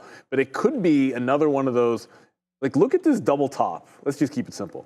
Look at the double top on Netflix. And then look at the respect of the volume weighted average price on the way down. Now, why I wouldn't short it off of this VWAP is, I don't know, it feels like it broke the trend and is consolidating here. Like I'd be very, like I don't like that look. Like I almost like a stock that's making the lower highs still. Like it just feels like it could break it out a bit. But yeah, double top that held VWAP at the open. That seemed like it was an obvious short that we missed an opportunity on. But for now, we'll be into Broadcom. I really don't have any long ideas, and Tesla doesn't want to do anything, which is the most annoying thing ever. This is still Tesla. I don't even have the breakdown order in here anymore, because I feel like that's just going to be the stupidest trap ever. Like it's just going to go down there, wick it, get everybody out, and then it'll go the second time, and you'll want to be in the second time. So we'll wait for Tesla here at some point and hang on to a Broadcom. Still wanted to break 47 before I move my stop. Yeah, I'm kind of just again, got eyes on the spider here. I'm trying to look and see if anything distinctly different happening in and around the 600 area going into the close. This is Power Hour. We got one more hour left, guys, and we're kind of just consolidating sideways. And we could go either way. We're consolidating near the highs. Again, we can continue to blast up. We attempted to push some of these morning highs a little earlier. You can see that two prior 15-minute bars. You can see that strong wick. That was also the time when I think the president truthed there on that pop into 605s, and we've been kind of consolidating 5995s since then. So again, got to be patient. Here's some kind of volume coming in. It would seem going into buy side. Yeah, exactly. Some buying coming in here on these on the Spider and Apple here on these tape that I'm watching. Let me pull up the Apple book for you guys here as well, so you guys can watch along. Nothing too crazy. The book is pretty light here on Apple. You got 1 lots, 3 lots, average around maybe 3 to 4 lots on each side. A little bit of you can see that little seller imbalance right there. But again, it seems like we are moving around again on breaking news. So let's see what Adara has for us. We got consumer credit coming in here for the month of April, up 17, so it was positive 17.873 billion for this consumer credit change. Estimate was positive 10 billion. Previous was positive 10.17 billion. So higher than expected here, consumer credit change for April. This came out a couple minutes ago. Just wanted to let you guys know. Back to you. And as that happened, the market did tick up. Tesla is trying again. Look, remember this wedge can break in either way. I know we're being very bearish to consider that it can only break down here underneath 299. I know we're talking a lot about Tesla, but Tesla is obviously a bit of a thing. So like you can do this and say, but I don't like that trend line at all because there's not enough points of contact and it's not like it was respected. But it does have a chance to close above and break it if you're bullish. I'm just going back over to Robinhood, which is like it's struggling up here at the top. And what I'd be concerned with and why, like I'm not punching long in Robinhood or QBTS because normally that's just the short that I would be looking for. So far from the volume weighted average price. You're seeing the wicks up here, so the sellers are starting to gain control, and it's trying to trend break. And I felt the same way about QBTS and D-Wave, and now it's pulled back into that 18.5, the prior high that we got out of. What I'd like to see, there's your bounce, close above this bar, close above the prior bar, and then think about entering. Think about it. We can just go into on the bid. Oh, I got the midpoint. That was easy. I actually got, you'll see 59, but I actually crossed 58.5 there and got the midpoint. So what I wanted to see was break it, hold 18.5, give me an entry point that I can give to the prior bar to be able to play into the high and then the 19 even. So I didn't want to join QBTS at the high of the day, but I did want to find a spot on a dip buy to get in. So just be careful because there's not a lot of volume. And when you have a lower volume day, I don't necessarily want to be buying highs. And I will acknowledge, obviously, I can't say that without acknowledging that I did short the low on Broadcom. But I waited for it to break. Like I let it break, let it retest the bottom, show resistance at 48, and then jump into the trade. But I didn't take the actual breakdown, which oddly enough would have been just fine. So long in QBTS, but I'm kind of feeling like the acceleration could be difficult. Like try to go station to station on a day like today. Yeah, I'm looking at these selling. We talked about that push in the market. Thank you, Dara, for bringing us I guess it was a little bit of an economic push there, maybe into the markets. The flow definitely kind of changed. It was a little distinct for a bit, and then it kind of stopped. So I was like, all right, well, something's coming in, and then it kind of slows down there. So, but the past 3 15-minute candles now have been a little bit of a pullback and didn't really retrace that much on the ES. You can see the ES looking distinctly different as it is kind of grinding up as the Nasdaq kind of grinds a little bit lower. So there's a little bit of a disconnect happening there. I'm watching Spider 600 as well. Like I said, going into the close today, again, being a Friday, definitely a little bit of an interesting week. A lot of volatility and moves that we've had. I'm curious to know how we close off the week. Another one I'm also watching again is Circle. Again, the shorts on this have been absolutely beautiful. But going into the second day, the first week, at the end of the week there, I just want to see if there's more of that squeezing action that we were looking at off of the open, maybe in the intraday, just that stair step up, and that just buying interest going into the close. 123.52s are the highs on Circle, currently trading at 115.48. So a nice little consolidation above VWAP and hold there as well. And another one was CRWV. CoreWeave, I know we've been talking about this one a little bit here. Bit of a downtrend since yesterday. I was talking to Neil about this one earlier as well. Everybody was probably looking for that day 3 push. Day 1 breakout day 2 consolidation, maybe gap up a little bit of a higher day there. And yeah, maybe we're looking for that day 3 to give us a stronger continuation, maybe a push, maybe a failure to follow through, whatever it is. Day 3 comes in. We don't even hold some of those end of day consolidation levels in the pre-market yesterday and then start to kind of puke into the ground there. A little bit of a pop here brings us back in. Again, market also gapped up here, so maybe a little bit of a reversion back to, I guess, the mean on CoreWeave as sellers kind of continue to step in. Day 3 definitely kind of, I would say, had a few longs offside, if not a lot, for that potential continuation. But the thing is, it's still consolidating pretty nicely, still in a very strong uptrend. Take that VWAP away, you can see that kind of uptrend. Sure, that range, the uptrending range is expanding, sure, but it is still an uptrending range nonetheless. Here comes 600 on the spider. Again, we've been here for a while, but you can see the ES consolidating like crazy for the past 1, 2, 3, 4, 15-minute candles for the past hour or so, and we've pretty much stayed within that range. So nothing too crazy there. I'm looking for Apple to kind of start exhausting its buyers. Hasn't really done that yet. So again, I'm being patient to see if this can revert. But if we continue into the close, I wouldn't be surprised either, right? I'm more than willing to kind of give it that and let things potentially work. The futures, I do like that we false broke the highs on the Nasdaq. I do like that as a little bit of a confluence, but Apple can do whatever it kind of wants to do.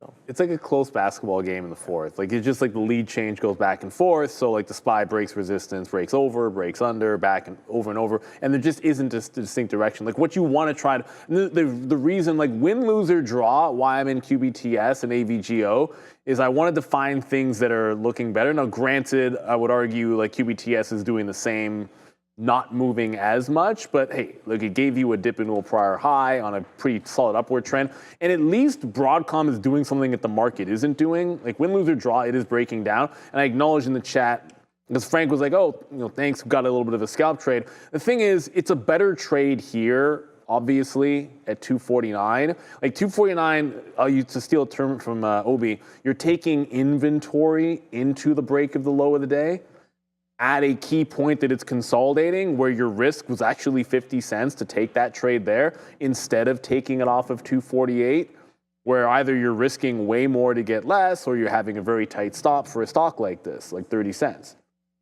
Like you play the hand that you're dealt, because I wasn't really paying attention as much as maybe I should have at 249. But yeah, at least it's doing something different. So if the market were to turn, you've got a weak stock. If it breaks out, I'm never going to hold a short like this all the way back in. I'm going to have a relatively tight stop in here on AVGS. But I did take some profit on QBTS, and I'll try to reload it if I can get it at that 1850 again. Oh, I think there's no guarantees that I would be able to get another refill at the same price. Tesla's still doing a heck of a lot of nothing. And, Tesla is still not trying to break down, but it is actually picking up volume to the upside. When I say nothing, it's because I was looking for the short on a break of this 299 flat bottom, and it just doesn't want to do it. But it also hasn't broken the top of the range either, everybody. And I will acknowledge Guzman in the chat, go Pacers go. I was a believer in, I still am a believer in OKC, but I was wrong. They did not look as dominant as you would have expected to be able to lose a game like they did, that they were in control of, and then blowing at the end. Like Halliburton is just, the guy is way too clutch. It's unbelievable how clutch this dude is. But shout out to Pascal Siakam, because like it's like Canadians, we win either way. Because there's like Benedict Mathurin is on the Pacers, he's Canadian, and then obviously Siakam played for the Raptors as well. So there's a lot of Canadian connections on the Pacers. I'm kind of happy whoever wins, but I really thought it was going to be OKC. It's a good thing I didn't bet anybody on the game last night, because if I did, I would be wearing Pacers face paint. But nobody took me up on it, so that's your fault. Like when I was saying that, literally nobody stepped up willing to offer some kind of a bet, to which I said I would wear Pacers face paint, and I would be, but nobody got the stones. That's funny. I got a UNH on watch here because I was just going through some of my watch lists from this morning, and I'm like, all right, going into the last hour, what other opportunities might I have? And I just want to know what some of the top ideas I had maybe last night or in the morning have panned out during the day. So UNH, oh boy, I was looking for that continuation. We got that strong selling coming in yesterday. Absolutely beautiful. Nice little puke into the after hours. But yeah, a little bit of a market gap up gave us a push back into some of those prior end of day consolidation ranges here, but take a look at that. Distinctly different action today off of the open and throughout the day as we hold that 300 level and push a little bit higher going into the close here. So UNH, what a strong close. About to break yesterday's high as of right now is UNH. Oh, nice. Only about 12 pennies away right there. That prior day's high is 302.26 on UNH. Now we know this name has been kind of down in the dumps, kind of been selling off a lot of I guess negative sentiment in and around this one. Again, bigger picture, we've been continuously selling off, boom, boom, boom, boom, and a bit of a sideways consolidation. So what I was looking for when I saw this setup last night, I was like, all right, we sell off aggressively into this double bottom range low that we've been holding since the bottom that we made at that 248. I was like, okay, oh boy, yeah, sure, there's a little bit of demand here, there's a little bit of supply, but if we're coming in with volume, can we break down? Oh boy, we just came right back into the range highs there as of right now on UNH. Let's see what the breaking news is with Adara. An eye on any and all drone-related stocks. They're all moving very differently. Here's AVAV. I'm just going to pull up the 3-minute here. You could take a look at RCAT, kind of any like drone defensive plays, because Donald Trump did just sign an executive order to apparently ensure continued American leadership in the development, commercialization, and export of drones. So any drone companies could be in watch. Of course, American drone companies to the upside. Foreign or non-U.S. drone companies could potentially moving to the downside. So keep an eye on any drone or defense-related plays. Apparently, the goal of this executive order was to address growing drone threats. So keep an eye on these plays. Back to you. Well, I know there was another one. I don't remember. As soon as you, thank you, Dara, for that. As soon as you brought that up, I was like, oh, what's the stock that I always pull up when we're talking about, drones? UAVs. So AG Eagle Aerial Systems, I guess. I don't know. UAVs. Archer's the other one. Sorry? Archer Aviation, right? Is that what it is? I don't know. I'm just reading off this. No, there's a different. The other one. Right. Yeah, no. That's another one. I can't remember it. But this one again is a bit of a repeat offender. Every time there is some sort of catalyst, it does have a little bit of a run up. And look at this. For the past couple, oh boy, look at that. This thing was doing relative volume on Monday, and we've been sticking in that range. And even though volume dropped off, we failed to follow through on the breakdown of this range low.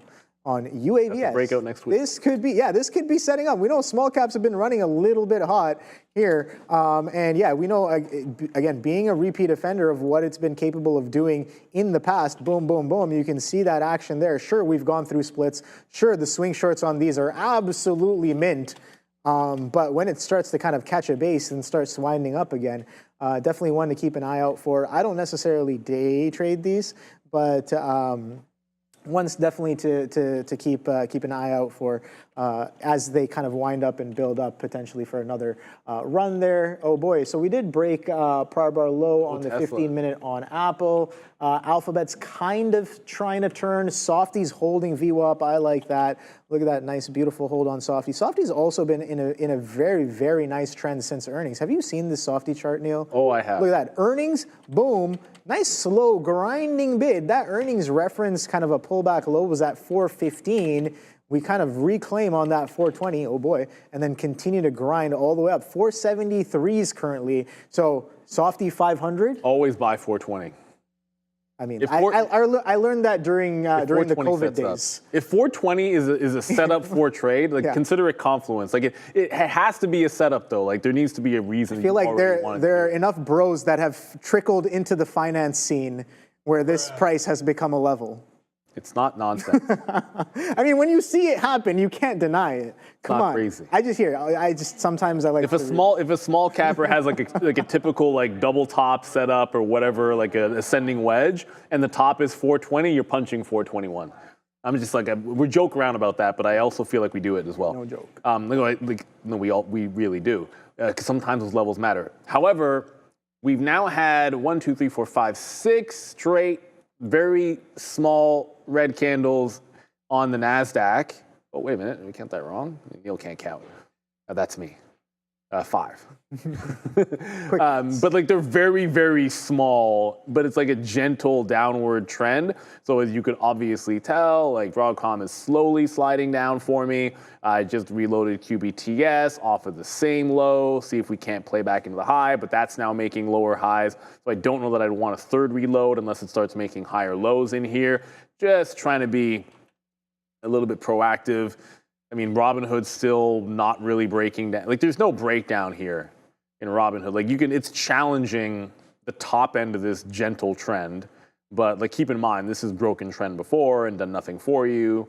Like, all the trend lines that I could possibly draw on Robinhood have done nothing for you here today. I would think this might be a little bit different going into Power Hour.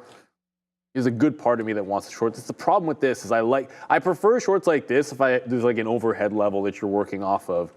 Instead of like blue sky setup that Robinhood does have on that daily chart. But it is setting up pretty well that if it closed underneath, at least it would be tight risk to enter into the short. First stop, 76.80, 76.50, and then the volume weighted average price. Or a lot of times this is where I love the fact that traders can have different perspectives, because Obi's been right about this so many times, where like once it breaks those two, I usually say sometimes the third out's at VWAP, but if there's a big prior high like this, then I usually take it out in here and don't get the extra 40 pennies on it. And of course the offending candle on Robinhood does not give you an entry. Unless you take the, I'm just gonna get in before it closes under the trend line. Look, dang it, Boomhauer. So obviously that broke trend and was a good trade, but we didn't take it, so. Yeah. I'm watching the market's finally coming in. This is what I'm looking for. Nasdaq, let's keep going. Bar after bar. A little bit of a pullback here. Lower lows and lower highs. I should be short the market. I'm trying to do that on Apple. Apple's consolidating and holding 205s. Okay, all right. Well, if that's going to happen, then I'm going to be. Might have independent watch that one. UNH actually blasting through that high we were just talking about. Go UNH. That's going. So shout out to anybody who had that breakout. Spider. Oh boy, this consolidation. We've been consolidating here since 2 o'clock. Excuse me. For the past hour, we're kind of coming into a flat bottom break here as well. You can see that. Really tight consolidation here on the ES. There's that Nasdaq breaking prior bar low. Can we get a flush? VWAP on Apple all the way down at 204s. I have no idea, Neil, but we only have about 20. Quick, I'm not good at math. This is what I mean. I only have a biology degree. You know what I mean? It's not like I got a finance degree. But I'm joking. But no, it's coming in. We only have about, I guess, 40 minutes left in the trading day and about 30 minutes left for those imbalances to come out. Now, imbalances can come out. We can just wipe through those highs because we've been building up pretty nicely. Nice little consolidation wind up here as well. We talk about that 21.5. We're trading well above that as of right now, consolidating near these highs. So let's quickly take a look at a higher time frame chart on the Nasdaq. Right here. Let's pull up the NQs and see what is going on here. So I think Tesla might finally go here. Tesla, yeah, it's consolidate. So anything that I feel like that's been just consolidating sideways, if it finally catches a little bit of a sell or a bid, maybe it gives us some direction. I have no idea. I'm gonna weasel my way into the street. Yes. So so Nasdaq. Let's take a look at that higher time frame, 3 hours right here. So this is what I'm talking about. We kind of boom supply. We're kind of grinding up into here. Sure, this is a little bit delayed here. We're not trading at that right now. We're trading at 21,820s. So this is still about 15 points higher, I guess. But yeah, all-time highs. Oh boy, 22,650. So this is what I'm talking about. Slow kind of grinding action here on the Nasdaq. Nothing too crazy. Taking a little bit of a pullback off of the highs. Yesterday's high, we could not quite make it to yesterday's high. Sideways action, to say the least, here on the day. So this, again, let's see if that range holds. And all we're looking for is a potential revisit of range lows going into the close, showing us that it's just going to do more of the same. Now, again, I'm more than willing to be wrong above certain levels here.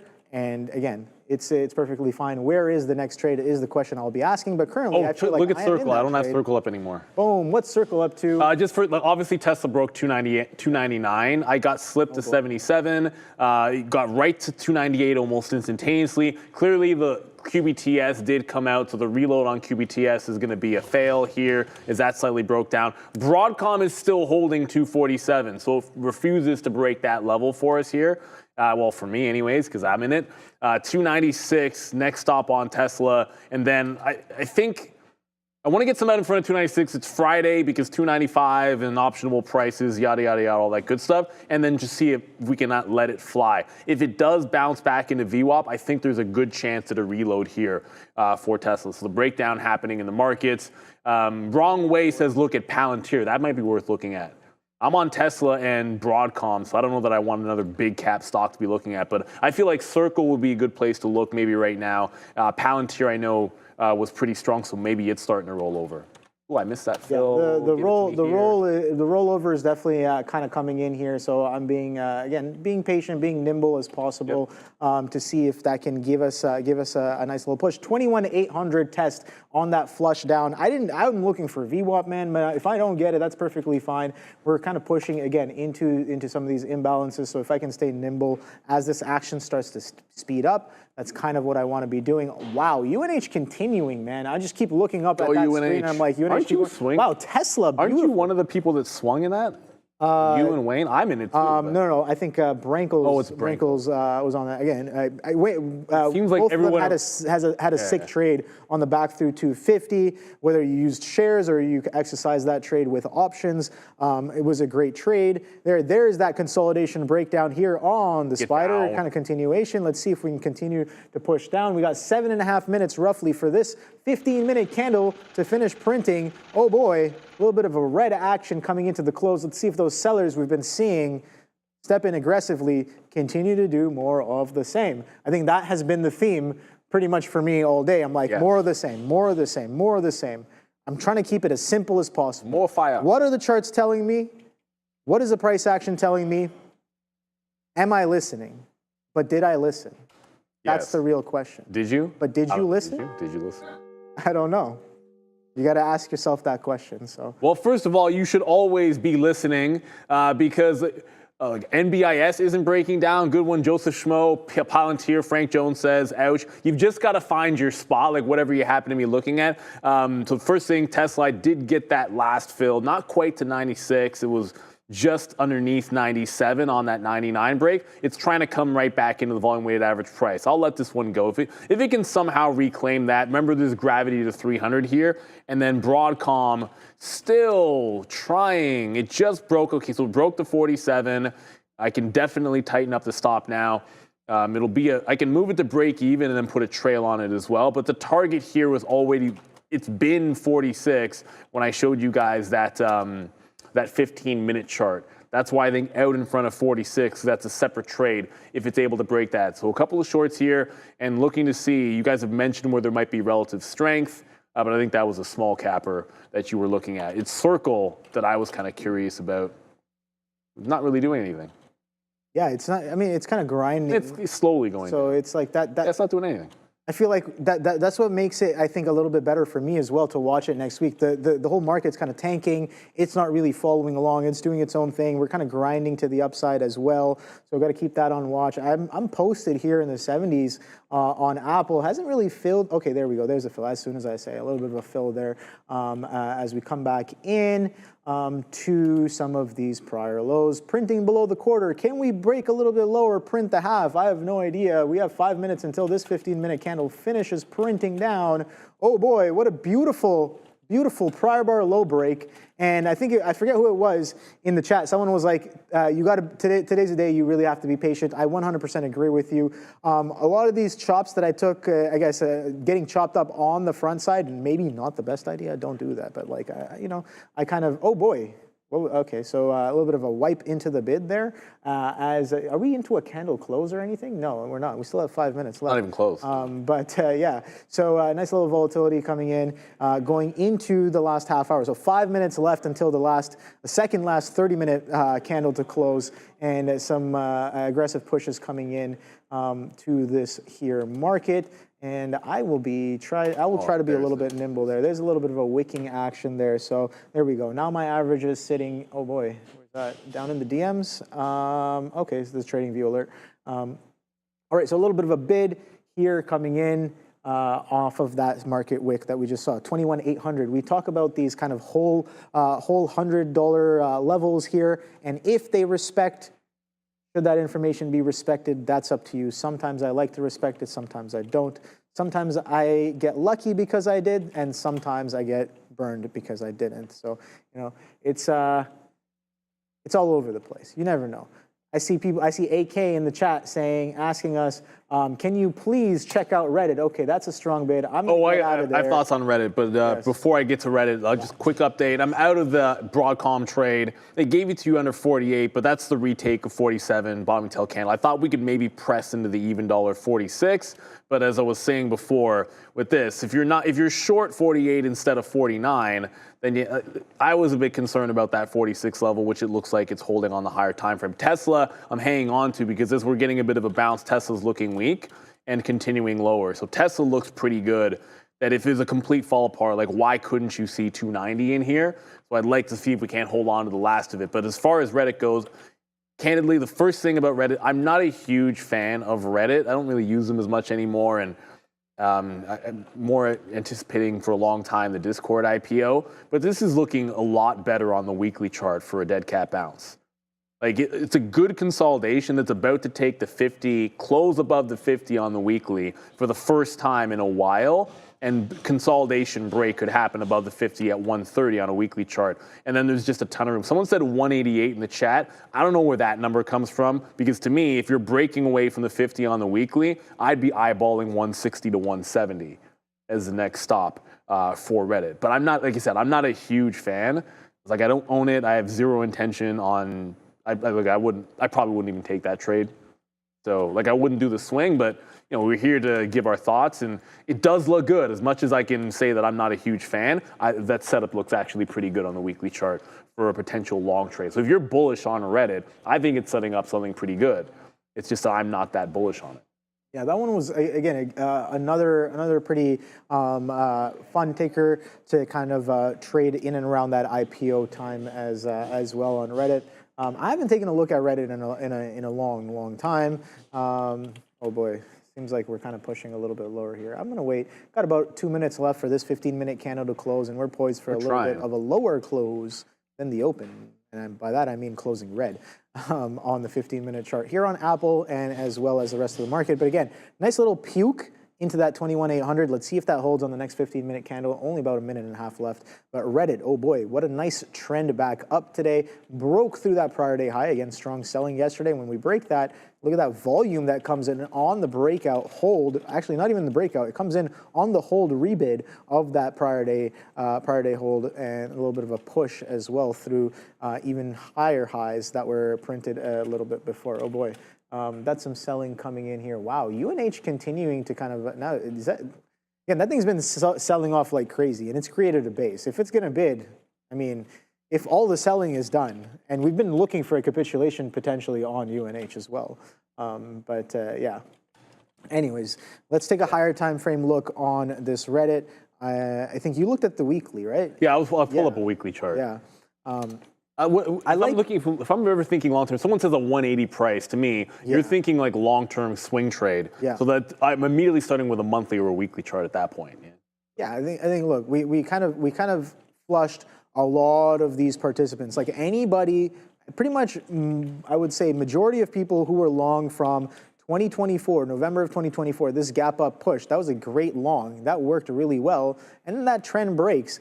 Support starts to break as well. Stair step down, and you wash all of those prices. Now you're consolidating below this prior structure, this prior gap up structure. Every kind of push you can see, definitely a lot of bags on Reddit. I think I'm safe to say as expected, but a little bit of a flush every time we try to pop back into that range. That's interesting information. So if we can get back above this, a little bit of a double top high that we've been seeing, where is that specifically? 142 halves, beautiful. So we're only about $20.50 away from that level here. But yeah, if Reddit can kind of wind up and push a little bit higher, we have been kind of making higher lows here off of, wow, would you look at that? Off of reference low of the gap. That's where that bid came in initially, and we grinded up. That's where that bid is holding as of right now as well. It doesn't look like a long yet, though. Yeah, I think if you tried it, this was the spot to try because, again, we talk about this. More of the same. Where did we see buyers last? We flush into it. Do we see buyers? Yes. So it was just, I guess, a little bit more of the same. Now, it's always not going to work out beautifully like that, but it's like if you want to stay alert and stay on watch and stay on your toes to see if participants that were very, very aggressive and strong and maybe higher time frame, if they step back in at prices that they had been transacting at before, right? So see, I call it level defense, whatever you want to call it, however you want to playbook it. It is what it is. The fact of the matter is some of this price action shows up in the market where supports that were supports before hold as supports once again. So a bit of a look there. What's the drone company the U.S. was set to invest in? Wasn't that UAVS? I don't know. I don't know what the, I don't remember what that was. Tyler Verse is asking that question there. Sorry. That's always asking Dara, man. Yeah, I don't know off the top. It's the 3:30, so your 15-minute candle closed, remember? Yes. Oh, yes. Yeah. By the way, nothing new for me except for, just very quickly, should be pretty obvious. We took our first two legs out for the first couple of bucks of the move, like the $1 move and the $2 move on Tesla. But at this point, if it breaks past VWAP, which is break even, I'm out. I don't have bids because if it bounces off 295 on a Friday, that's usually an out for me, and that'll probably be a trend break.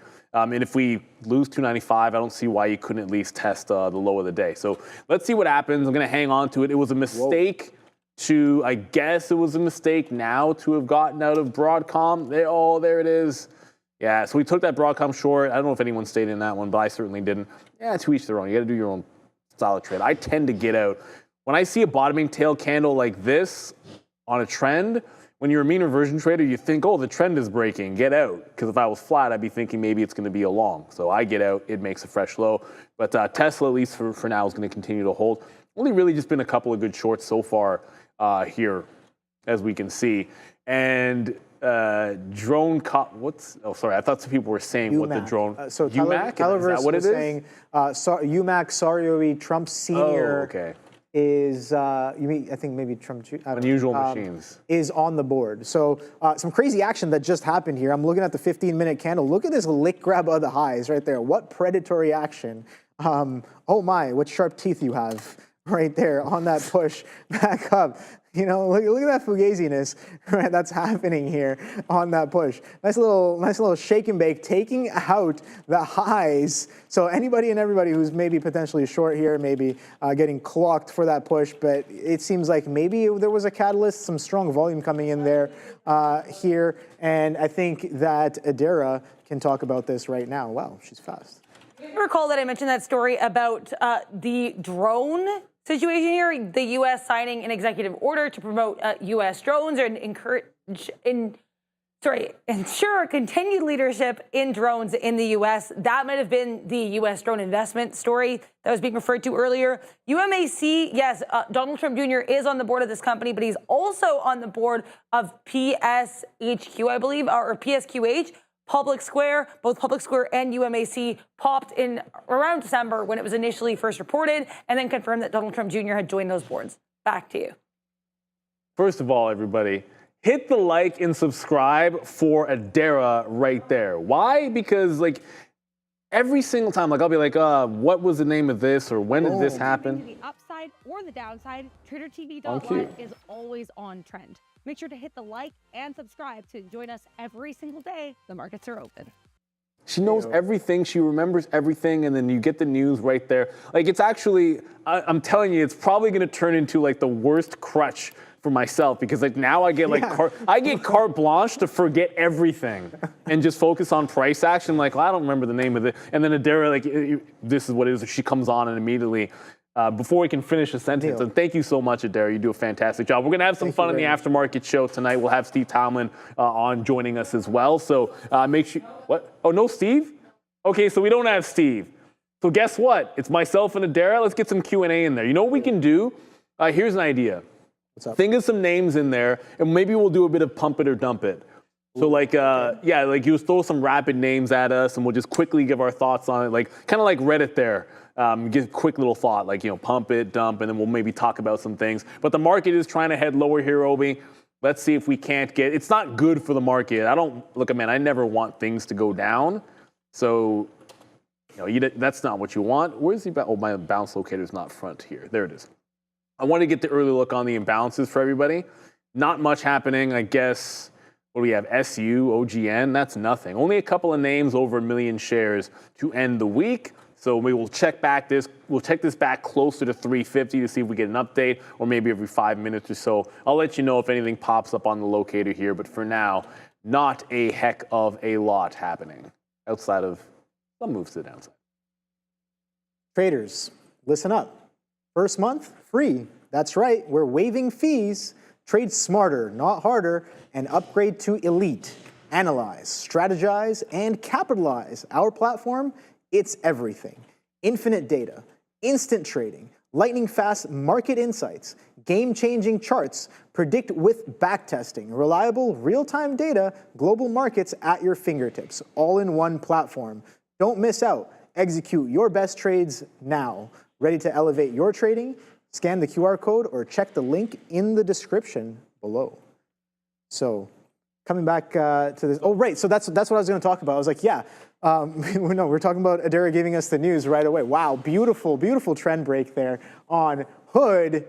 Definitely some good stuff happening there in the Hood there. Oops. But no, so you're saying that, yeah, maybe it's a bit of a crush. But here's the thing: that's the beautiful thing about trading in a team.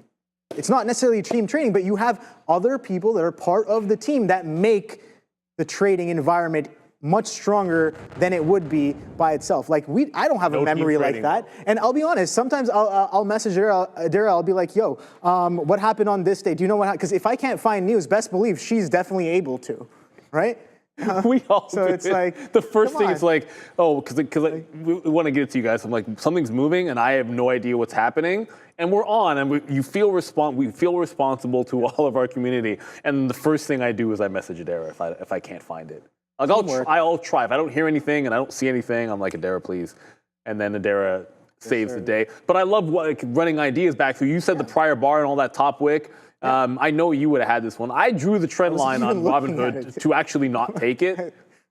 Flush. Oh boy! Wow. Yeah, that is text. It does not happen very often. You could take any one of these breaks on the 3-minute. You could take the reversal on the 15-minute, but all the way down to view up. And see, here's the thing.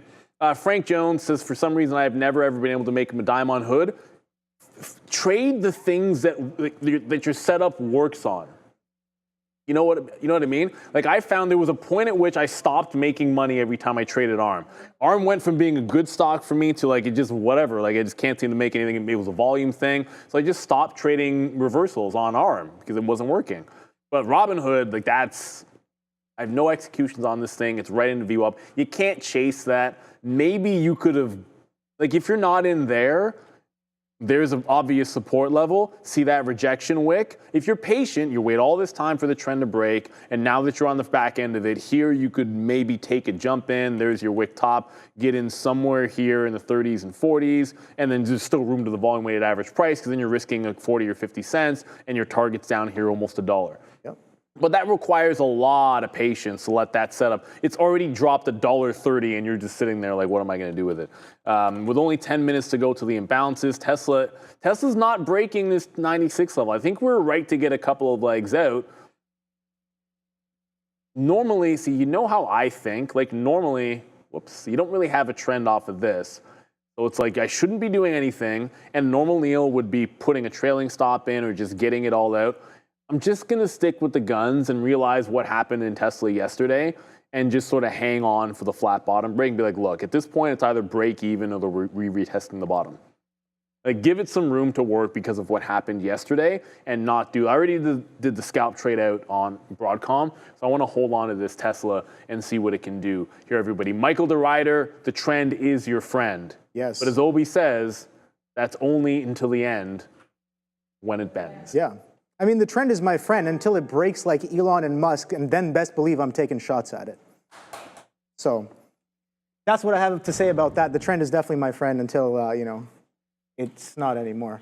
So 600, we're still consolidating right there on that 600 mark. Sure, we kind of drop back into that 21,800 on the Nasdaq, but still holding as of right now. And with only about 10 minutes coming into imbalances, I'm going to stay patient. I'm glad I'm glad it kind of worked out. I'm happy with where I covered pretty much all of my Apple there, because I was looking for that flush. We finally broke trend. We finally broke 50-minute par bar low. And then I'm like, we're looking for that push down, but guess what? If it's not going to do it, and if it's going to slow down in a distinct manner, I probably don't want to stay in it any longer. And I was talking to Neil about kind of just all this chop, unnecessary.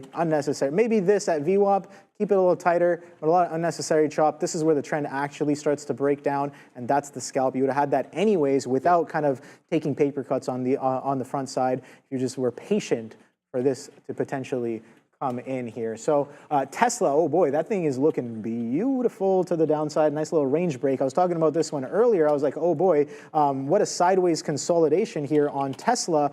If and when that has some sort of direction, it could have distinct action there as well. And you can see a little bit of a range high, a range low. Sure, the range was beautiful while it lasted, but it only lasted, I guess, from 11:30 all the way, kind of breakdown right there, to 3:15, so about almost 4 hours. This range was formed, and then you crack the lows distinctly through the volume-weighted average price after over roughly about a 4-hour consolidation. So yeah, maybe we are poised for a little bit of direction after winding up for that long and kind of pushing in. There is my alarm for imbalances. So imbalances in 8 minutes, guys. So I didn't even hear that.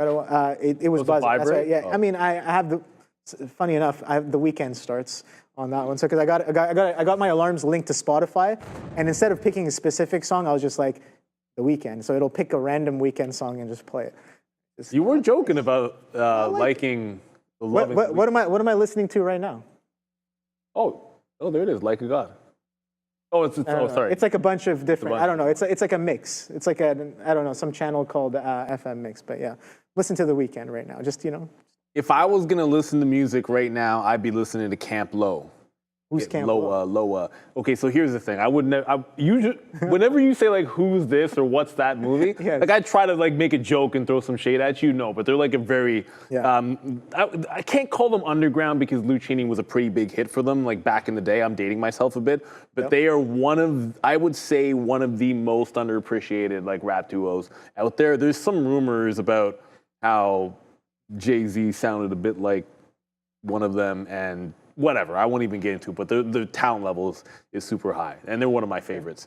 But that's what I'll be listening to right now. I gotta check them. And for all the people out there, like Robinhood and the S&P 500, it is a rumor and it is speculation that Robinhood could be added to the S&P 500. Now, oftentimes those announcements happen after the bell, sometimes as late as 5 or 6 o'clock. So it's nothing confirmed yet, but everyone's been speculating it. The last time we had the speculation on Coinbase, it ended up being true. But just understand that there's nothing official regarding Robinhood and the S&P 500. Let's go to Adair. Hey, here's Robinhood. I just want to add as well, sometimes when there's really heavy speculation that a stock will be added and it's not added, it can actually be a bad thing for the stock, so be aware of that as well. AppLovin twice in a row was heavily expected to be added to the index. That would have been the addition that was announced in November, then again, I believe in February. Neither time it was added, both times it gapped down on the announcement. So with Robinhood being heavily favored, be aware if it's not announced as a member, if there is an announcement, this could be a little bit rocky for the stock. Back to you. It might be rocky, and now I've got him on. Oh, yeah, I've got him here listening to, hopefully, I don't know if you're going to put it on. He's going to put it on. We can't, I don't think we can play music for you guys on this because there's all kinds of rules here. Go Bills. Oh, sorry, I should always clarify. Why is the stock being added to the index today? It would be an announcement that it is going to be added to an index at a future date. That's how it works. So like usually they'll say it's going to be added and it might be at the end of the next quarter, it could be at the end of the month, it could be 2 weeks from now, but it wouldn't be like, they wouldn't say it's getting added today and then like you don't know and then it's all of a sudden getting added in 15 minutes. That's not how it works, but it will be an announcement that usually happens after market there. So just want to make sure we clarify that. Only 5 minutes to go to imbalances. Oh boy. Okay, so Tesla's it's not doing it. It's not doing it, and I have another rule which is around the imbalances, and that is simply at 350, if a buy imbalance comes in and breaks the trend for me, I'm jumping out, right? So it's just distinctly, I'm holding on to it for this breakdown, but because it's 350, I don't leave it to a break-even stop. I try to let it go. Let's see if we can get a little bit more on Tesla, but I've canceled my 99 stop, and if it closed above this prior bar, then we don't get any more than that. But I want to hold on to that bottom for sure. What else we got going on? Others think wants the market to finish strong. That's a crazy thing. I know I'm showing Tesla and Broadcom is flashing to the downside, but the Nasdaq's up 1% and trying to bounce off the volume weighted average price and go higher. So it's not like, depending on what you look at, it's not as if it's all that bad, doom and gloom. I would imagine Amazon's having a good close. Yeah, look at Amazon, right? Up 2.5 points, trying to break higher in here. That looks plenty good as a good stock. Amazon, this one's primed for a break. I love Amazon. I love Meta. Yeah. People in the chat talking about like the music. Yeah, Meta. I like to listen to music while I'm trading and watching the price action. Well, simply because sometimes you got to dance with the price action. You got to serenade that price. Well, maybe not. Serenade. Maybe it's serenading me, but I don't know. Sometimes it's so like how you say coercive in your actions. But anyways, that's just a joke. But it's always a vibe. Again, helps me get into the zone for sure. But yeah, 205 still holding on this Apple, so it hasn't really gone anywhere. We talked about that 21,800 the last 15 minutes, and guess what? In the last 15 minutes of the trading day, as of right now, that level is currently being held. We did attempt to break a little bit lower, but bidding right back above. A lot of consolidations to the side there. But guess what? Tesla, oh boy, those sellers stepping right back into this name here. So I'm curious to know what the imbalances on this will come out as. So with only about 3 minutes left. Really nothing Neil, left. We'll see. Break 95. Remember, it's a Friday option, so 95 is not going to be nothing, I don't think. There's no size on the bid at 95 that I can see. But right now the locator is front of the mind because in 2 minutes we're going to get the imbalances. I did just tighten up the stop as we made another leg to the downside on Tesla. Oh, the other thing I wanted to point out, if you were trading Circle and like the long, then VWAP keeps on holding. It just bounced off VWAP again. So shout out to Circle. But for now, if we can't break 95, I've now trailed it with the imbalances coming to 96, but I do still want to let this one fly. We'll try to lock in some profits on Tesla. But if this thing comes out of buy imbalance after what happened yesterday, it could go like $5 or $10. And the first few dollars could happen really quickly. So I want to protect against that. And it's at 95 and it's holding. It's a Friday. I would expect there to be some potential support at that level. But I said that Amazon's a beast and I love Meta, and you might have heard me get excited because I looked over and realized where Meta was going to close today. We're gonna get an all-time high. Meta is one of the stocks that I've been buying this year. There haven't been many, but Meta I've done twice, Nvidia once, Walmart a couple of times. That's on the list as well. Tesla, but that was more of a swing trade that I've gotten 2/3 of it out. So this one definitely has been working, and I think you get a test of that high. Microsoft did it. Why can't Meta do it? Yeah, I mean, here's the thing. Meta's been running up like crazy for the past, few weeks. It's just been on a run, kind of a similar run to that of AVGO. Oh boy, here's some sellers stepping in. Are we going to break that prior bar low on the 15-minute here in these markets? God. There goes the 599 test on the spider.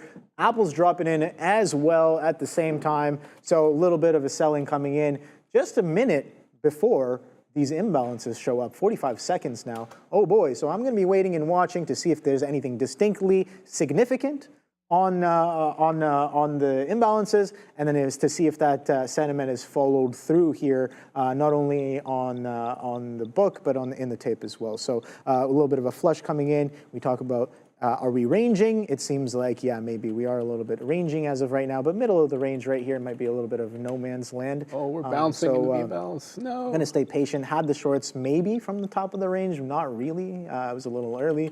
But yeah, definitely came in a little earlier. So like, let's take a look here. So what was this high? That was around 215. Yeah, I guess 215-ish.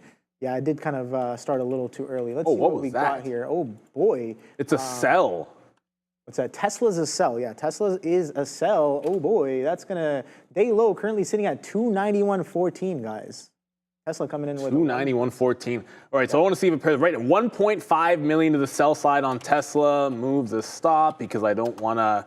There we go. I just moved my stop there. Nvidia is a 1.5 buy. TLT is a 3 million buy. Lucid, if you care, is a 1.2 million sell. I promise you don't unless you own Lucid shares. Oh shoot, I'm bidding 93s. Oh yeah, I was bidding 93s. 93 was a prior pre-market low. Shoot, that was, I knew why I was bidding in front of that because this is the breakdown trade that I took where they bought it up before. This was the bottoming tail candle into 93. So I should respect my rules and go even tighter on the stop at this level. I'm tightening up the stop even more from 95 to, let's give it right to 94 and see if we can't hold it. But yeah, respect that level where it bounced before and just jump out of it there. I knew there was a reason I was sitting on the bid on the other side of imbalances at 93. It's the experience of what happened to me on the other short earlier in the day. And there was the Piper in the chat. And I know the Piper, and look, I was like you this morning, or like anybody, that if you were trying to short Tesla and came in and were bearish because it was so good yesterday, like you had 3 chances. You had 1, 2, or 3, which was the late one, obviously. But I was frustrated, and it was a frustrating stock. I thought the first breakdown short, which I've had all the chance to work, that was actually okay, and we're green on that one, but then lost. And it's like, okay, we're 1 for 3. And then I missed the best trade short of the day on Tesla that Joe had. Oh, Joe's gone already.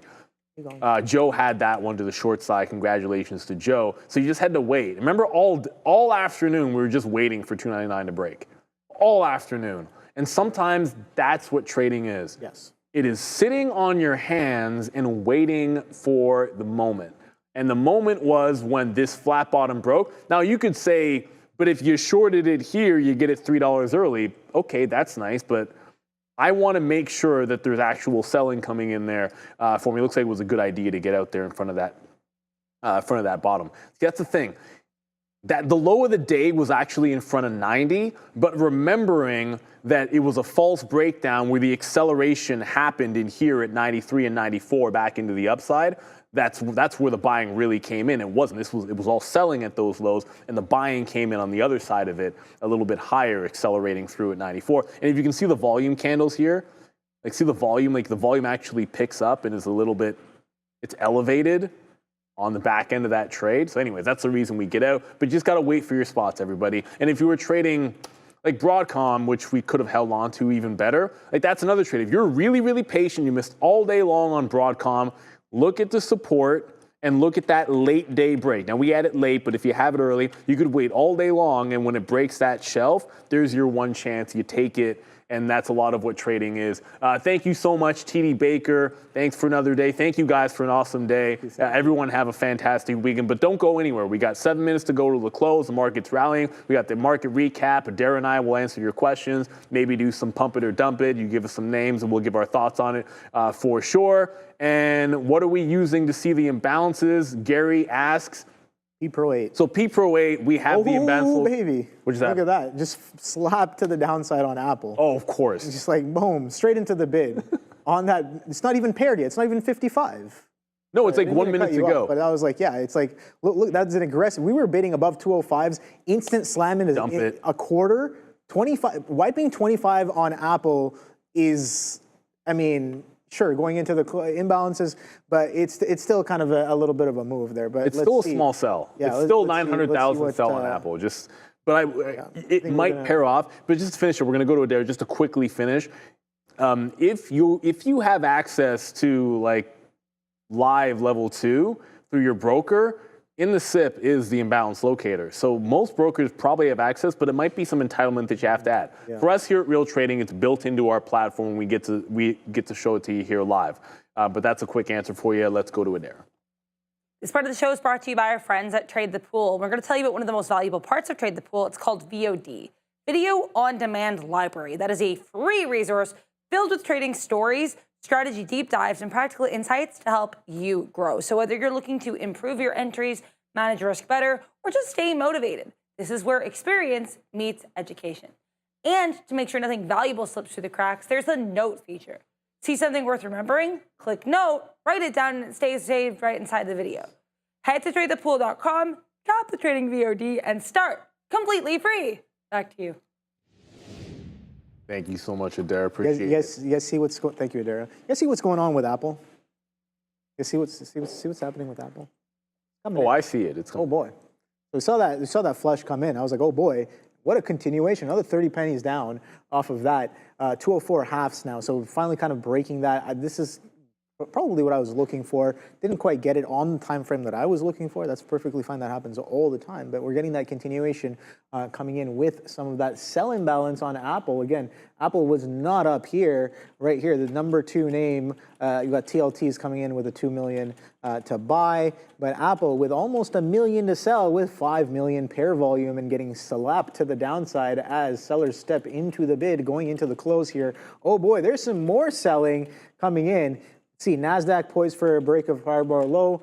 And again, 4 more minutes in the day.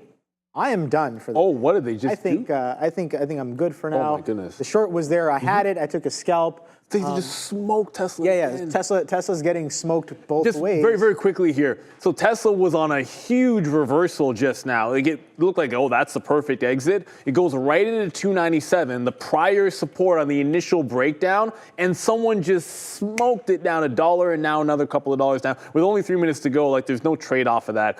But if you were speculate, like if you were going to make one more scalp trade and not get up and go to the desk in 2 minutes, like I am, you could have seen it reject 97, tried to grab it through the even dollar and just scalp it to 95. But that's a very tricky trade because like you're trying to get in really, really tight to 97 so that your risk is 50 cents so you can make $1.50, something along those lines. But yeah, what a crazy afternoon this has been. It's nothing like yesterday, but I think that's a good thing, right? Like we don't talk too much of the politics, but I'll take it that Tesla, for all intents and purposes, kind of had an inside type of day. I think we should all be happy that the market was able to sort of take all of that chaos from yesterday, calm down, gap it back up, and consolidate. Right? They consolidate near the top end of the range. The Qs are still climbing toward an all-time high. There's a lot to like about what happened. I know we're looking at some good shorts here this afternoon, but let's not get it twisted, man. This is a great day. I think a very good day in terms of market response. Hopefully we get this meeting on the 9th in London and something good comes of it because ultimately we should all be happy when our portfolios go up because bull markets sometimes can be easier to trade too as well. Obi, I'm going to get myself to the desk to make sure that I'm set up. Thanks for filling in for my man, Sean. No worries, thank you. And I'm going to, and I have to say this, and I've already called you out twice for this. If you're going to steal all of the pineapples on the fruit salad, I didn't do that. you could at least eat the pineapples. I will finish this before I leave this facility for sure. I always finish my fruit. He didn't even eat it. He didn't even eat it. I ate half of it. Show these guys. No, what do you mean? I ate half of it. I'm going to eat the rest. It's still full. I am still hungry, I'm just saying, dude. Listen, I'm just giving you a hard time. We're going to be chilling after hours here with in the office for a little bit. So again, I'm going to save those points. Thank you, Neil, for that there. And you know what? I think I agree with Neil. Only about 2 minutes left, a minute and a half here left on the day. And yeah, you definitely had to be patient today. And I know usually Sean gives you guys a sticky note. But guess what? Let me give you guys a sticky note that I have hanging from my screen at my desk here and at my desk at home. And the sticky note reads, "A sniper must wait for the most opportune moment. A sniper always waits for the most opportune moment." And having that patience and sitting on your hands is what will make the difference over time. And yeah, had the trade on Apple. It's coming back into VWAP into the close. So absolutely beautiful price action, not seen on the frame that I was looking for. Guess what? The market doesn't care what frame I'm looking for moves on. It's going to do what it wants to do. And it's coming in right now, 204.10s into the close with only about 20 seconds left, guys. So hopefully you guys have had an awesome day today and a lot of opportunities to be learned in this market. This week has been absolutely crazy. So much lessons from Mother Market. And we got about 5 seconds left. 4, 3, 2, and 1. Thank you, Adara, for that one. So throw that sticky note up, and you know, that's my sticky note for you guys there, and that kind of always helps me stay a little bit patient when I'm in a position or when I'm getting like really eager. I see that right there on my main screen, kind of reminding me to be a little bit more patient and really wait for that snipe. You don't have to be first.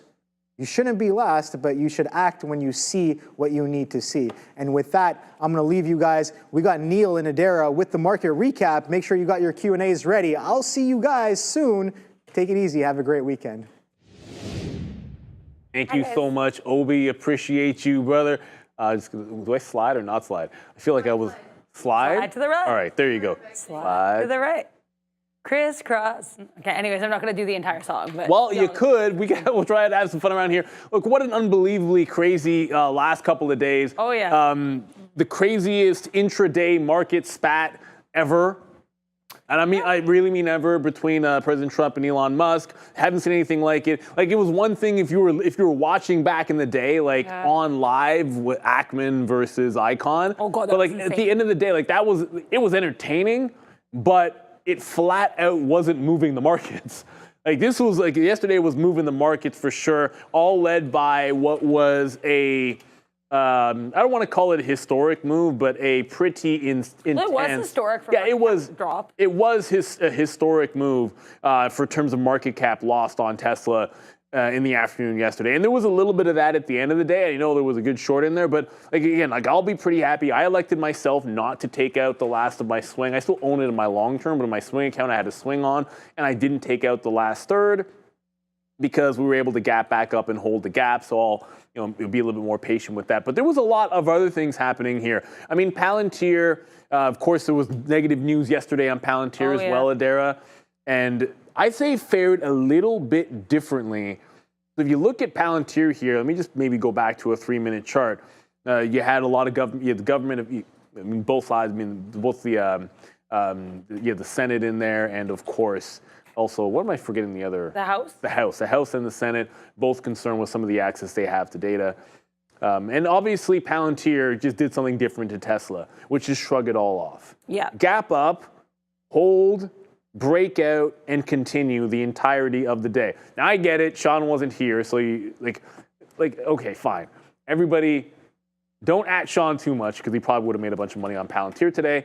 But he'll be happy the stock went up in the first place. And I know he's at a, baseball and family life is really important, but I know he would have done well on Palantir today for sure.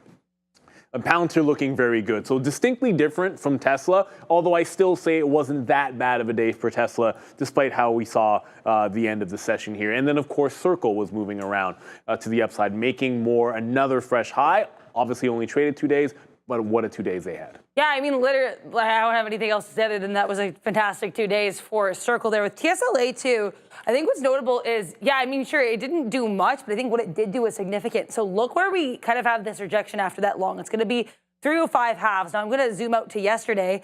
Look where we kind of make a little bit of a high, I guess, that when we start doing that flat bottom break at 300s.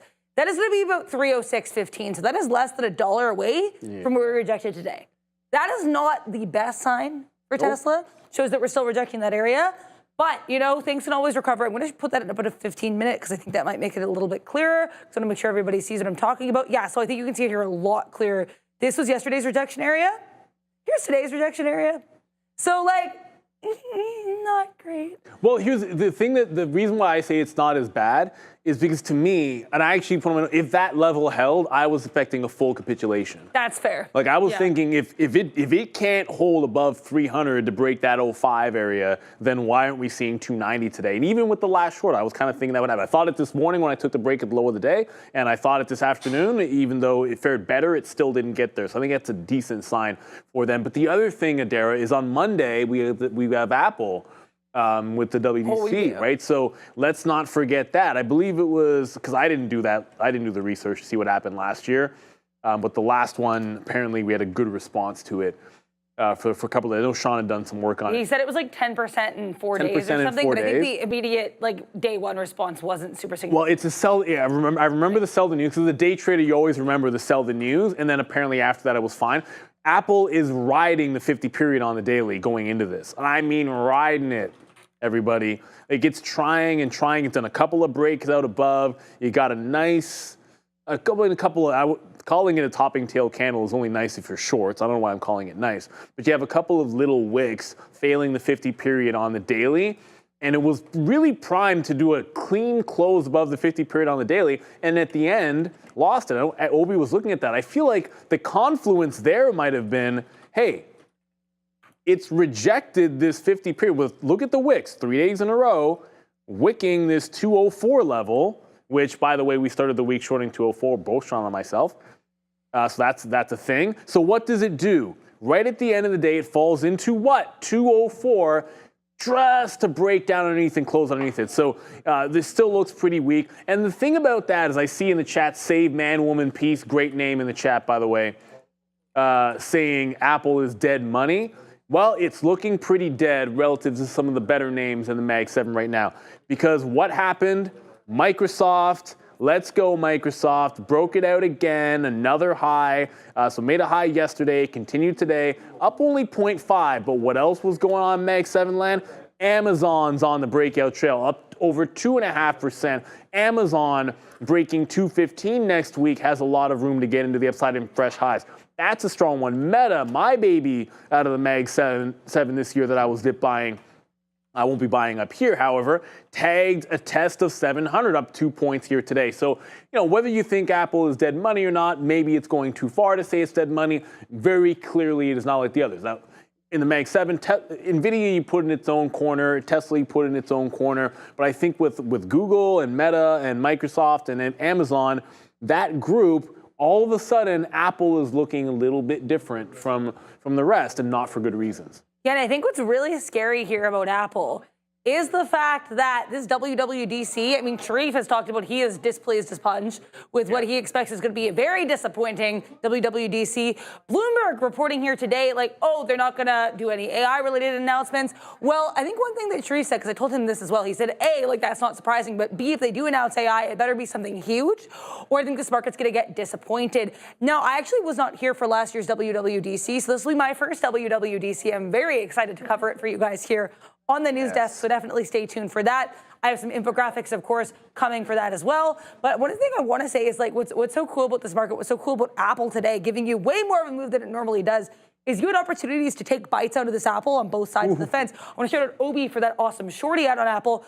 I was lucky enough, though, I actually had this long into it, which was pretty cool. So I like that 203.80s long, added it 204s. Got out, my best out here is 205.40s. So I think what's nice to hear about this as well is there's different ways you can play things. Yes. And I think AAPL beating this volatile into WWDC, Sharif and I have called it the dead one. Hello, Obi. Opal? I don't know. Is it Obi plus Apple? I don't know. Opal? This is kind of, Obi, what's your favorite type of apple? Okay, he's going to respond with He's got a mic. Cold, but the red ones. Red Delicious. Delicious. Well, this was a Red Delicious apple for you today on the short then, Obi. But yeah, all jokes aside. Are you going to forget what that... this was a really good trade. I think, shout out to Obi on that. And I think what's nice, too, especially, the dead one name is not because we dislike Apple. That name came because this was not volatile intraday, Neil. And today, Apple's like, oh, you want to call me the dead one? Well, I'm going to just give you guys, all the opportunities. So great look there, all rants aside. And I will exit now. Oh, I absolutely, I can't agree more, to be honest with you. Whoops, I went to go to Archer Aviation, which is still going higher. Oh, it's still going, man. Like, this was breaking out earlier, and shout out to, who was in the chat there? JKW, awesome. There you go. Well, it's awesome if you're long Archer, up now 13%. Much of that had already happened in the session, but you broke out 10 early on news, and then you kind of consolidated and broke out again. So making some fresh highs. Keep in mind, 20% short float here with Archer. Oh, boy. And so this is also, what's cool about this is a lot's going on technically for Archer. So here's, you can see the yellow, there's earnings on Archer.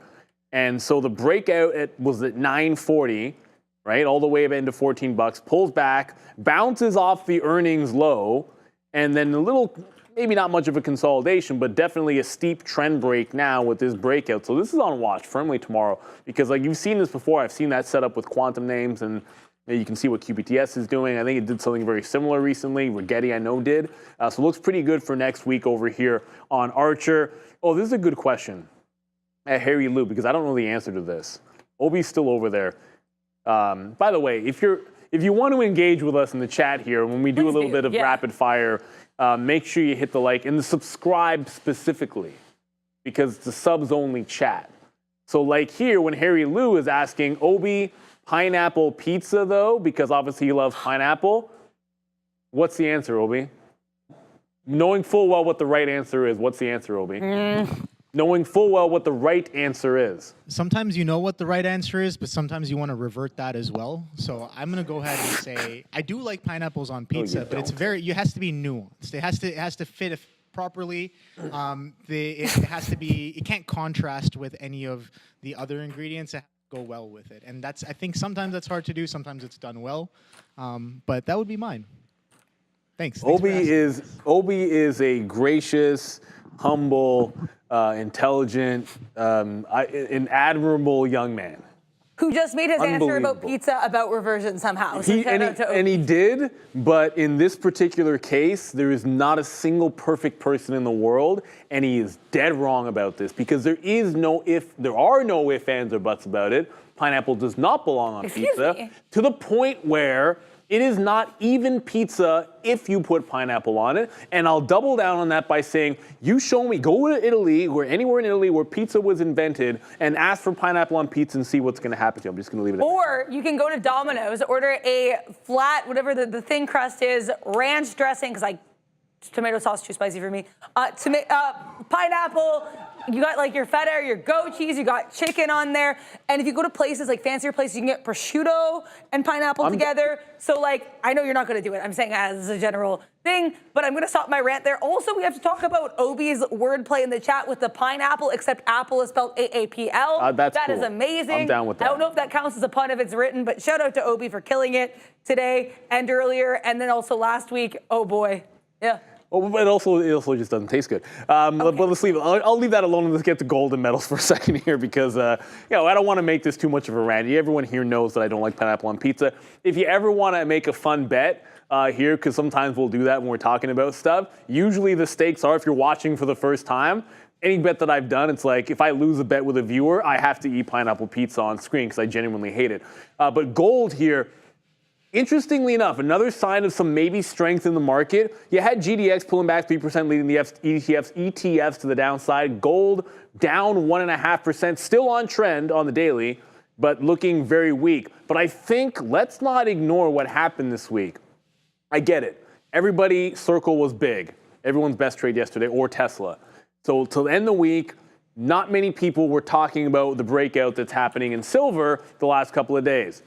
But because we've been talking about the anticipation into it, and if I had Michael here, we'd mention it again. Michael Moss, that is. We'll talk to him maybe next week.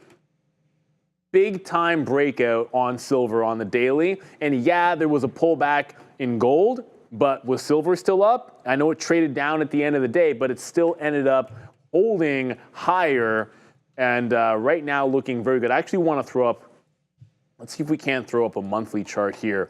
For SLV, because if you put it up on the monthly chart, I think you get to see a bit more perspective as to why some people are getting excited about this breakout, because you're not even through Like you get this next push past 35, and then it gets very, very spicy. So very strong upward trend, relatively strong even when gold pulled back, and pretty epic on the higher time frame. So this is something we should be watching. Like if you trade the metals, if you trade commodities, then you're pretty hyper aware of this. If you're like a lot of our viewers and you're trading a lot of Mag 7 names and equities or maybe the futures, S&P, like that kind of a thing, maybe you're not paying attention and you can miss out on some opportunity. I think this could get tradable even for us in a little bit. Oh, Tesla news here? Uh-oh. Yep, so the head of their, I'm just going to write this in the chat as well, the head of their Optimus robot division, his name is Milan Kovac. He's going to be leaving the company. So he's the chief, I guess, of that division. I want to look more into the interiors of the company to understand how that works. But we know a lot of people say Tesla is not just an EV company. Some people say it's not an EV company at all. It's an AI company. It's a robotics company. Their chief of robotics is leaving the company, or the chief of their Optimus specifically. That could be potentially dicey. We'll have to wait and find out what happens there, but certainly something to keep an eye on. Tesla, apparently, according to Bloomberg, just notching its worst week, Neil, since 2023. So drop some AVWAPs on that. Not joking. Well, we had a question today. Someone was asking between the difference between VWAP and AVWAP when Obi was discussing. It's something we go over a lot, and I can tell you right now, he doesn't like it when we plug his book. Brian Shannon, because he's like entirely too humble of a guy, but like you can always check out his book on Anchored VWAP. Michael Shannon, we're not sponsored. We actually have one on the desk here, but it's not about that. Oh, I am Brian Shannon. Michael Shannon's an actor. Brian Shannon, but just quickly add to it. It's a very useful indicator that is very popular for day traders and swing traders right now, and it just involves usually VWAP is anchor. VWAP is something you start intraday, whenever your data starts in the morning. So maybe some people start it at the open, others will start it in the pre-market. But the anchor is you anchor it to a specific event, either like an all-time high would make sense, an earnings move, yesterday's spat with Tesla, it could be a liberation day. Those are important levels, and it just gives you a good average price from a very significant level there. But more news, Adair. Yeah, sorry about that. So ACHR, someone was asking in the chat, was there news on Archer? I wasn't finding any, other than, of course, that excitement with the drone executive order. But now there is news. ARK Invest, that's Kathy Wood's ARK here, owning a 4.64% stake in Archer. That would be 25.45 million shares. That is also a 20% short float here on ACHR. So, I mean, Archer Aviation, certainly if you had a target with that one, maybe you hit it in the head to the upside. That was supposed to be a terrible archery joke. It didn't work, didn't fly, but we're going to have to wait and see what this one does. I think either way on Monday should be on watch and exciting. You ever done archery?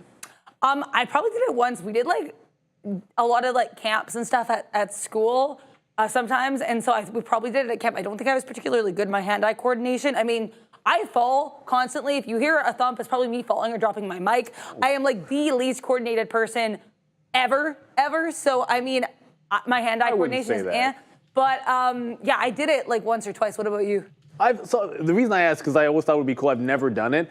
I've never done the axe throwing, because you can do the axe throwing stuff. And oddly enough, look, man, there was an office party. I'm trying to remember why I couldn't go. I know I was risk managing on the floor. I know what it was.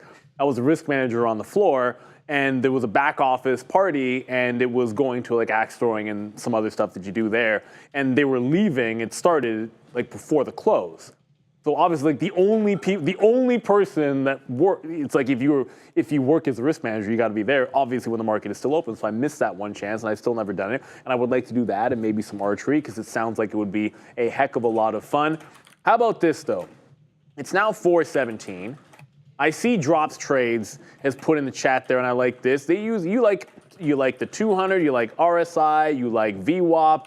I'm kind of curious. Like anybody, like throw in the chat. Like I'm very simple when it comes to indicators. I only use moving averages on the daily chart, and I use volume and I use VWAP. And sometimes I'll have an anchored VWAP or something on a higher time frame that I might be watching on the day. But I'm pretty bland when it comes to indicators. I'm curious, like throw in some indicators that you guys like, just your favorites. Don't give us like a list of 20 or so. Because I'm curious to see what the consensus would be as to what indicators you like. And then on top of that, if there's any symbols you want us to go over out of curiosity, or just questions like, hey, pump it, dump it, is this a good stock or a bad stock? People asked about Reddit earlier. More than happy to do so, because I can opine. We have no earnings or anything like that. And as I see Go Bills, well, you're going to get this answered for sure. because go Buffalo Bills, we're winning the Super Bowl this year because we always are. Any thoughts on MDT? So I'm going to move the chat so I can type in. I don't want to lose the chat, so when I go over to Medtronic here, I just want to give my thoughts on MDT, which is going to get pretty, whoa, this is pretty simple. When you pull up a stock for the first time, which I'm doing this on the fly, I didn't know, there are four things I immediately like about the MDT. One, post-earnings support bounce. So clean support at 80, post-earnings. Two, you had this is a 50-period moving average crossing the 200 to the downside, which gives you the death cross, which I think is not the greatest symbol in the world, and anybody that shorts a death cross would be getting out on a retake of possibly the 200-period moving average.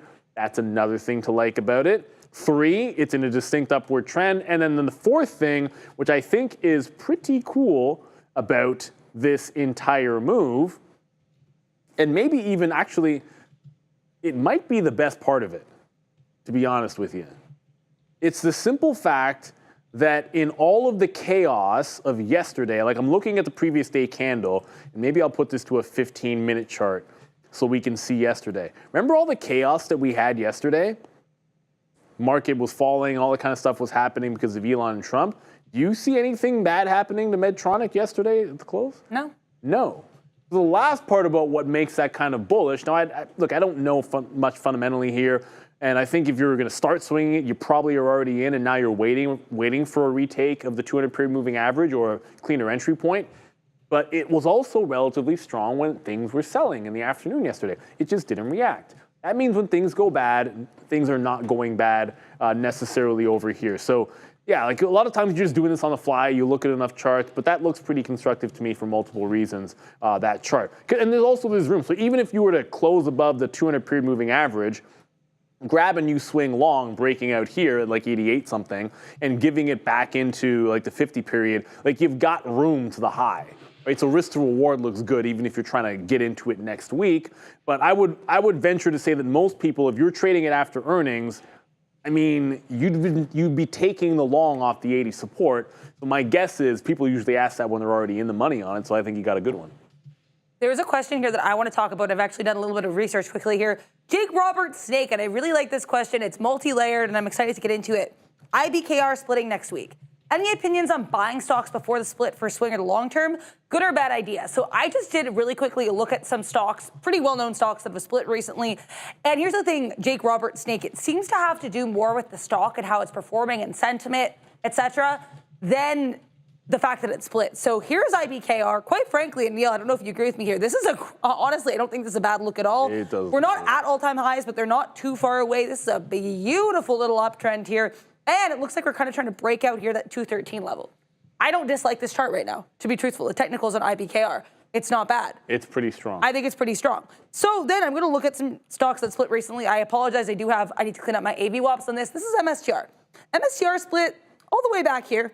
And obviously they have clean those up. Looks like a lot of those are pretty good levels historically. That's fair, right? Like I think some of the levels are pretty good. I need to, but you know, we want to check our charts. But either way, like this bounced all the way where we split here. We were around like 100 when we split. Of course, that's the split adjusted. Right now, we're trading near 400. So clearly, that was a great look. Broadcom also split here a little bit below all-time highs at the time. It split right around here, around that 164 level.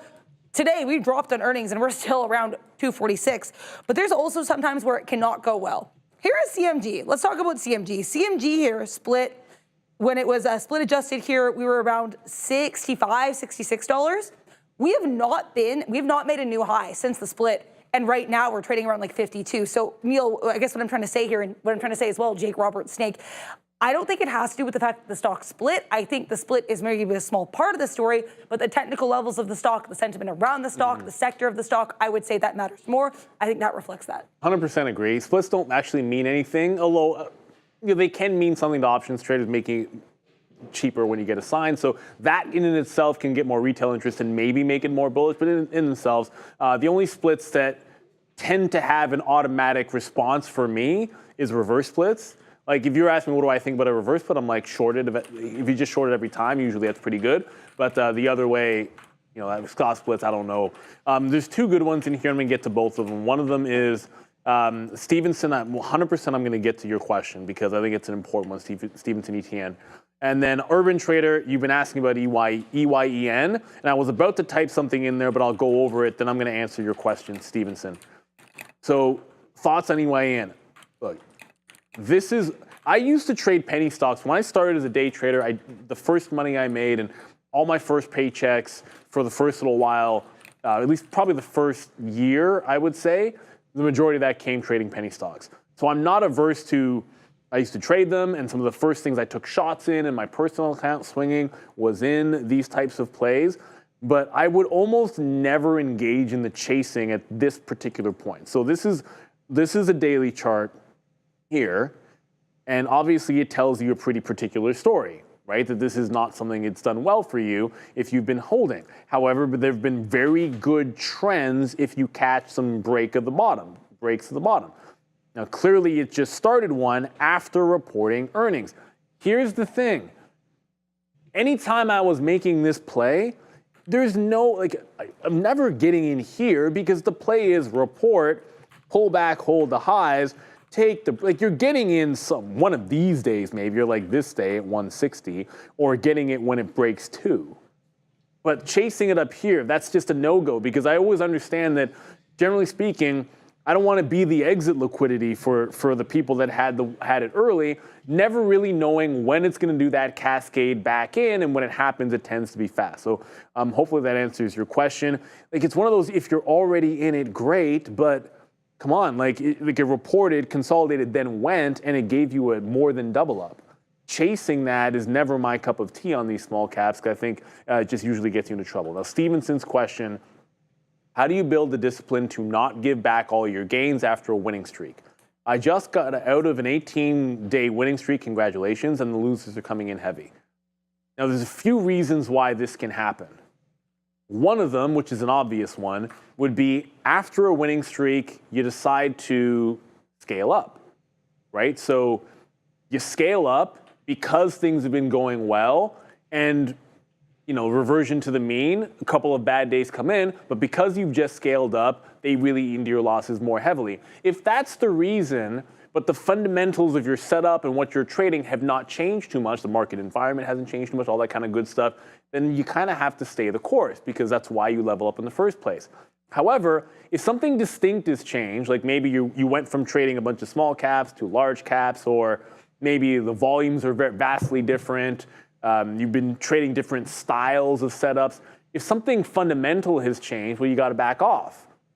Because what might have been working for that 18 days in a row, now something different is happening. Like maybe you went from trading a bunch of big cap tech stocks to, earnings season names, kind of one-off ad hoc trades. If that's the reason, then you've got to recognize, hey, I'm doing something a little bit different, and separate your strategies. This all comes from understanding to not compare apples to oranges and just look at if you just only look at what your P&L is on the day, then you're not doing yourself a service.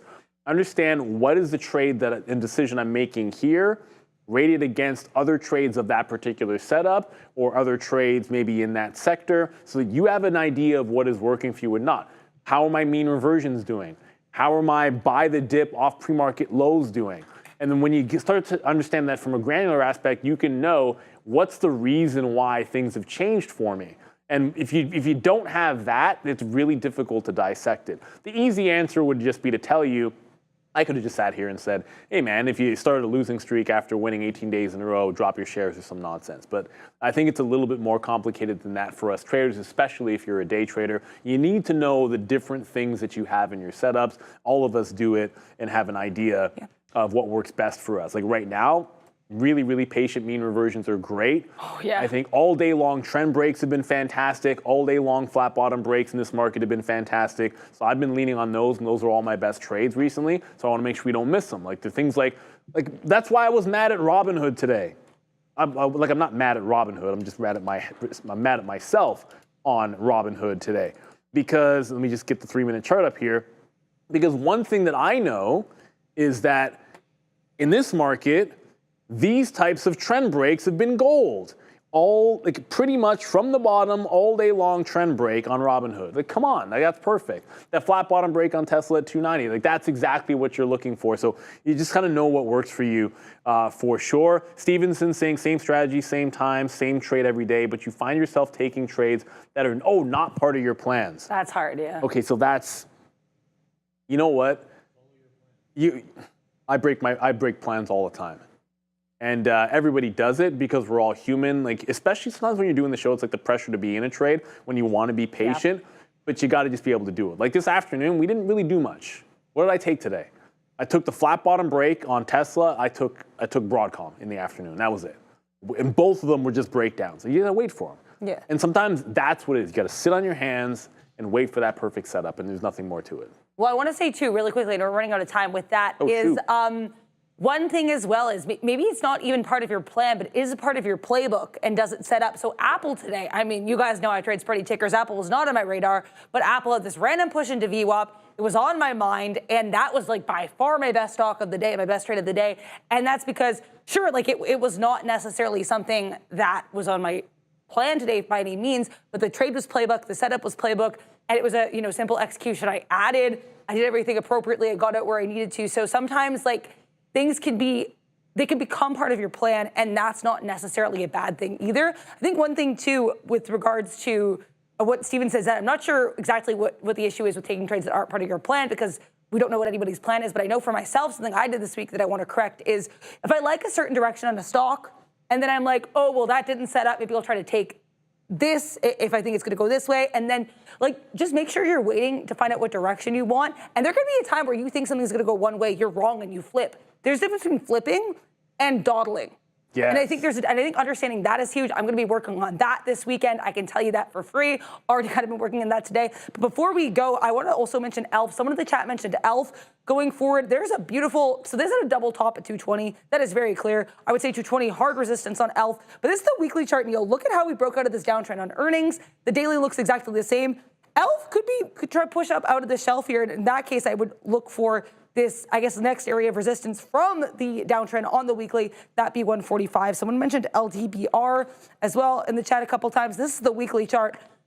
I mean, it's hard with these small caps. This isn't like nuclear fuel technology, so you automatically have volatility. It looks like a typical small cap chart, but I do like that this weekly is higher highs, higher lows. And that's my quick stock rundown with Adara. That's a great look. And actually, that ELF into that 140 area, or 120, it could break 120, taking you to that for another opportunity. It looks crazy good. That looks fantastic. But what everyone can do is show their appreciation for that analysis by thanking Adara for giving it when we do the roll call right about now, everybody, to end the week. So that's what it's all about. If you don't know what roll call is, then hit the like, hit the subscribe, everybody, so you can be in the chat and you can throw down some love to Ramin on the 1s and 2s, and Fabian and Andre and our team, to the Midday Boys, the Bash Brothers, Joey Options, and Sharif. Give some love to my man Sean, who I know is kicking butt Gia is kicking butt, and he's kicking butt supporting Gia, his daughter. He'll be back on Monday. Give some love to Obi for filling in. Give some love to Brendo, who's actually going to be off